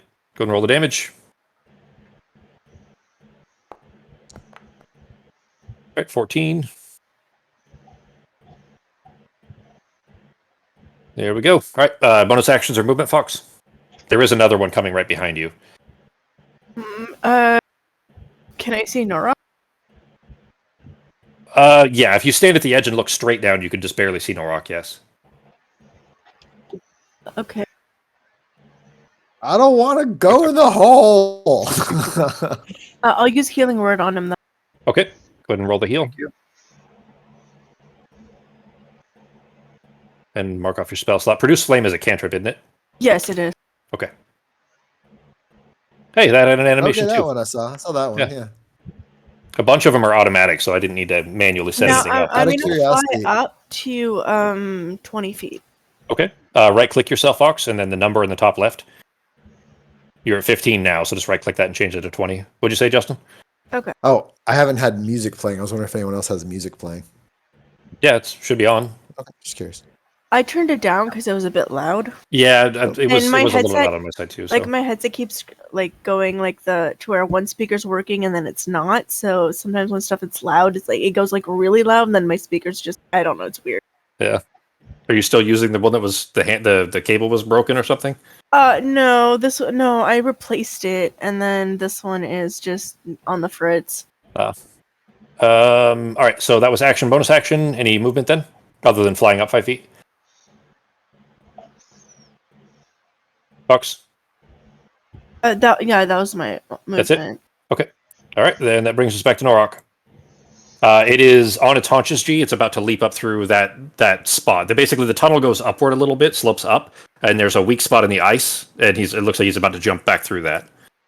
Nobody else knows that, by the way. Just Norok. So. Oh, you can see the other one. What do you mean? Can Oh, you no, see never the? Yeah, Norok can see. Yeah, Norok is in the tunnel with this one that has just jumped away from him, with Shoke still on his back. All right, I'm gonna see if I can find a good spot on his ass end or his tail or whatever over here to hit him. See if I can get him off the choke over here. And I'm going to use Great Weapon Master on my first attack. Okay. And I think I actually still have my Bardic Inspiration, so if it doesn't... Yay! Yeah, I think it lasts 1 minute, right? 10 minutes or 1 minute? Yeah. No, 10 minutes, I think, for Bardic Inspiration. Okay. Nice. I'll double check that. Click the attack, G. 19 minus And- 5 is 14, will not hit. And Okay, Nazim, then- you have Bardic Inspiration too. Yeah, And Sako, it's, you got it too. Another 10? Or- Yeah, go ahead, G. Yeah, go ahead, G. Oh, was it Yeah, a D10 or a 10 D8? minutes. D10 for 10 minutes. Okay. Oh, sorry, yeah, for your inspiration, yeah, D10. But it Yeah, it's doesn't 14. count for your. That. It doesn't add to your damage, just the attack roll. Well, that's a 17. So you got it. It was after the minus 5 was a 14 plus 3 from the inspiration means it just barely hits. Ah, perfect. So, Pogo telling you that you look like a Greek god, though confusing, somehow managed to make your attack connect. Is that right? Oh, Great Weapon Master still. So Great Weapon Master is plus 10. So a total of 20. Cut in half is still 10. So back down to 10. Okay. So, see if I can hit again.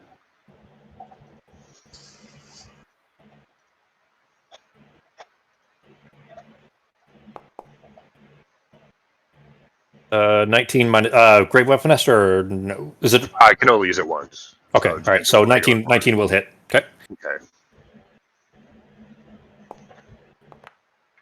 All right. 6. And then I'll Okay. attempt my last one. Your frenzy. Yeah. 17 just hits. Oh, shit. Oh, well, it's not Great Webmaster, but 17 is his AC. Yeah, so- okay. Yeah, yeah. All right. And then Becky, They want Becky, that. you're coming up here in just a minute, Becky. All right, another 6. All I right. have to fly into that damn hole. All right, cool. No movement or anything, Ninji? And that was your No. bonus action, obviously, is included there. So all right, I'm going to move Shoke to the other side so he's not standing right on top of you. All right.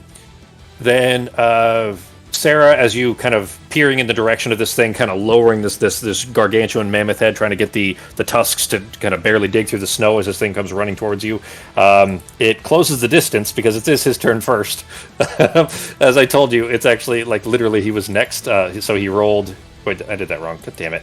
Son of a bitch. And I just messed up where he's in initiative. He's after Narakan before you, and I accidentally just messed that up. So when I was trying to change it to the right token. But he bursts up through the snow and is going to deadly leap in your direction. It is a DC 16, either Dex or Strength save that you need to make as the mammoth. Yeah, we're definitely going with strength. Okay. I mean, we're a mammoth. Okay. You said saving throw? DC 16 save, yeah. You can just click the thing if you have your token selected. Yeah, I got it. Ooh, all right. That's probably good because I don't see a mammoth being able to get itself out of the caves if it got knocked down below. So with that then, you still take half damage and you're not knocked prone. So it is... It would make sense that it would be going after that big fucking mammoth. It wouldn't or would? No, it would. Like, Yeah, exactly. Yeah. That's exactly seems what it much just kind of tastier agreed to do. than. Well, not just that. I mean, that is its kind of natural food that it would be eating anyways as mammoths. But yeah, it would be an easier target for it to hit for sure. 14, Becky, to your mammoth. 14? I thought it was 27. Doesn't it say 27? Yeah, but it's half damage because you succeeded on the save. Oh. Well, never mind. Then I need Yep. to fix that. And it does not knock you prone, and it doesn't successfully knock you into the tunnel either. But it kind of leaps up through the air, sailing into you, kind of careening into your side, pushing you backwards, but you just kind of stumble back with your giant mammoth frame, whirling the tusks back in its direction. It immediately is going to claw you with Rend and Tear. Almost a guaranteed hit. The AC is so low on this thing. A 16. Oh yeah. All right. Then it will do another 11 damage, and it gets 15 temporary hit points. As you see, it kind of buffs itself back out, kind of inflating itself. Oh shit, it's 8:30. Are you guys okay to finish this round, and then we'll pick up next week? Is that all right? You finish the round, yeah. Okay. All right. That was action, bonus action.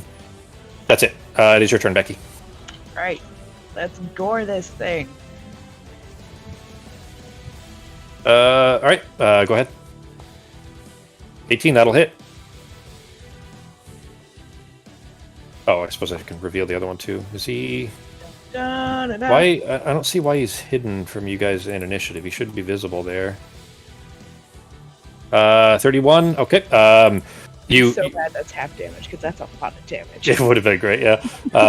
You see, as it kind of is trying to slash its way at you, you manage to tilt your head to the side and grab underneath its neck in this kind of exposed, less armored. Let's say it's not unarmored, but certainly less armored spot beneath its neck with one of the tusks, and flip it nearly over. It kind of falls into its side and then rights itself right back up onto its feet. Certainly hurt it. Oh shit! Actually, never mind. That was full damage. 31. So it'd be 15. There we go. All right. Cool. And then I'm just gonna move to his other side, so I am in between him and everybody else. Okay. And that's it. That's it. All right. That brings us to Shoke. Shoke is going to stab his way on the one that is about to or trying to jump here. Still with disadvantage because he's on his back. 8 will not hit. All right. The snow shark that is. Well, I mean, it's no fun if the NPCs do all the damage for you guys. Well, I've done a whole hefty bag of nothing, so. You may be getting your chance here real soon because I'm going in the hole, man. well, the ground just over your left shoulder, only maybe 10 feet away, erupts as the snow shark who had been beneath it goes sailing up through the snow and ice, sending shards in all directions. Make a dex save on Nazim. He wasn't trying to hit you, you just happened to be in the way, Sako. Okay. Okay. You managed to just barely dive out of the way. I would say that you're knocked prone, but with you still floating, you just kind of are pushed out of its space and just blanketed in snow and ice. Again, it wasn't trying to hit you; it didn't know you were there. It's literally that's just the spot that it could jump through. There's now the Norak's down there. You can see the spots, G, where there's like light. Those are the spaces where where you can jump through, basically, or where you can climb out. That's also where you would climb out, by the way, if you're down there. So, but now that it is above. That was its movement and bonus action to get up there. It is going to... I'm going to roll a d4. 1 and 2 is attacking Nazim. 3 and 4 is attacking Pogo. 25 feet up. Oh, shit, never mind. You are, yeah. So, yeah, you're on Pietro up in there, so never mind. His options are limited. I put a little wing next to my guy. What more do you want? No, you did. And it even has the height thing on there, too. I just wasn't paying attention. So that means his food options are not as... the menu only has one choice, and that just happens to be Nazim. So he's going to try to bite Nazim. Sako, it's a 13 is your AC, right? Yes. He got a 12, so his bite did not succeed. But he is then going to try to slash you with its Rend and Tear as a bonus action. I like getting launched. Jeez. Sako's AC is basically like almost nothing. It's 13. Like it's almost like just naked, and he's still missed on both. But that is it for his turn. That brings us to Nazim.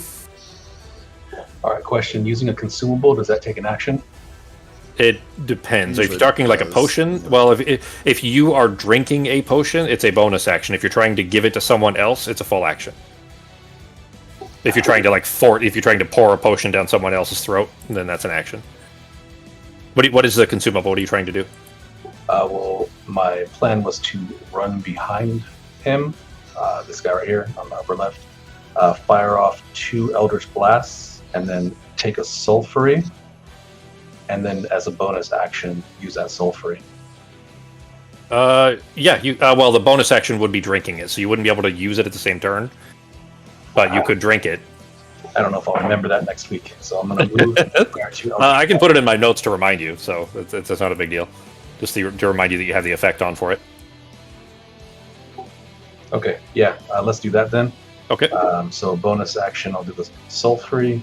Okay. That was one of the potions that you guys found in the tomb, by the way. So, that's a few thousand, many thousands of years old. Disgusting vial.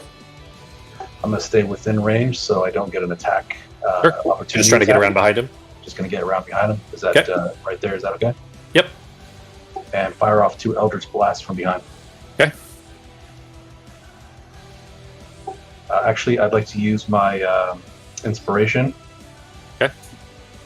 You can actually roll first, and then you can roll first. So if you basically, if you roll less than a 17, you can use it then if you want to. Gotcha.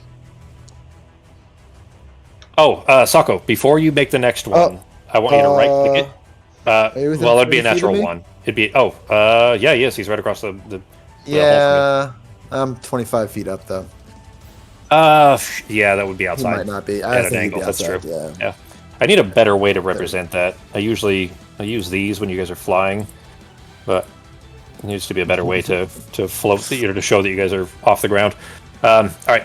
Yeah, so Sako, the first one, natural 1, you send the bolt in its direction, and it ricochets off the shell. If anything had been over there, it probably would have hit them, but it is just open snow and plains. Go ahead and make your second shot. All right. The inspiration, is that for attacking or is that the damage? It's attacking. It's anything you roll a Attacking. d20 for, basically. So if you had to make a save So or remember, check or something. you'd have to get a 7 or higher on it for this to Well, make a I mean, difference. it's a d10. It's not a flat 10. It's a Yeah. d10. So yeah, but go ahead and make your roll.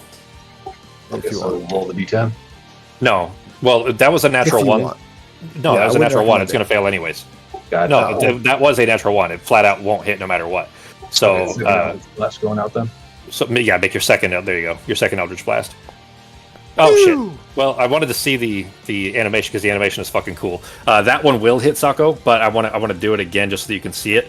So Sako, right click the double right click, I think it is, on the creature over there.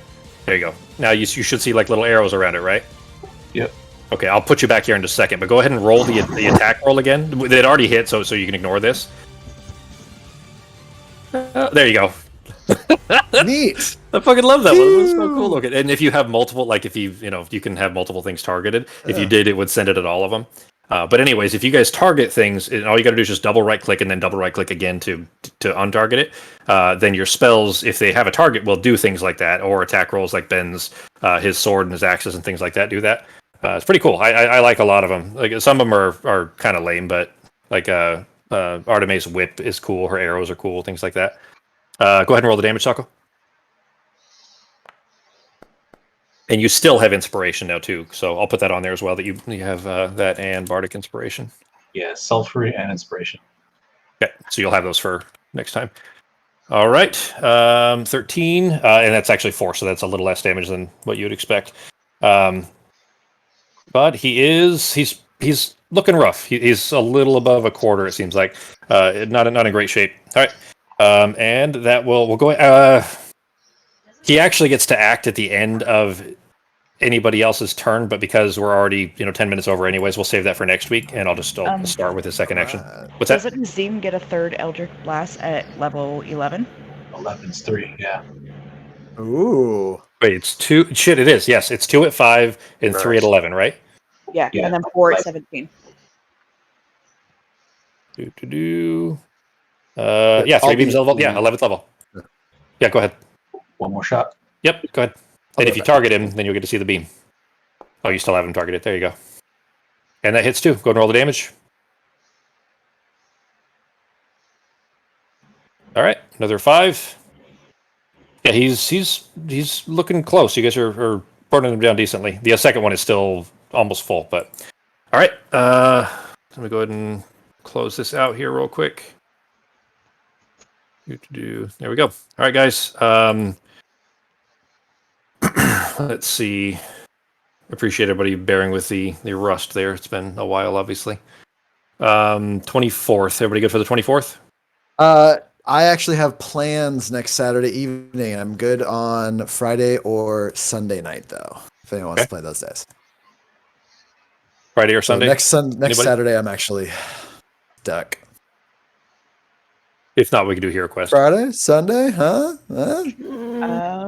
It's okay. I don't really. It's We're not good like the next end of the world. Sunday? Friday, no, but Probably. maybe Sunday. There's a slim possibility for Sunday for me.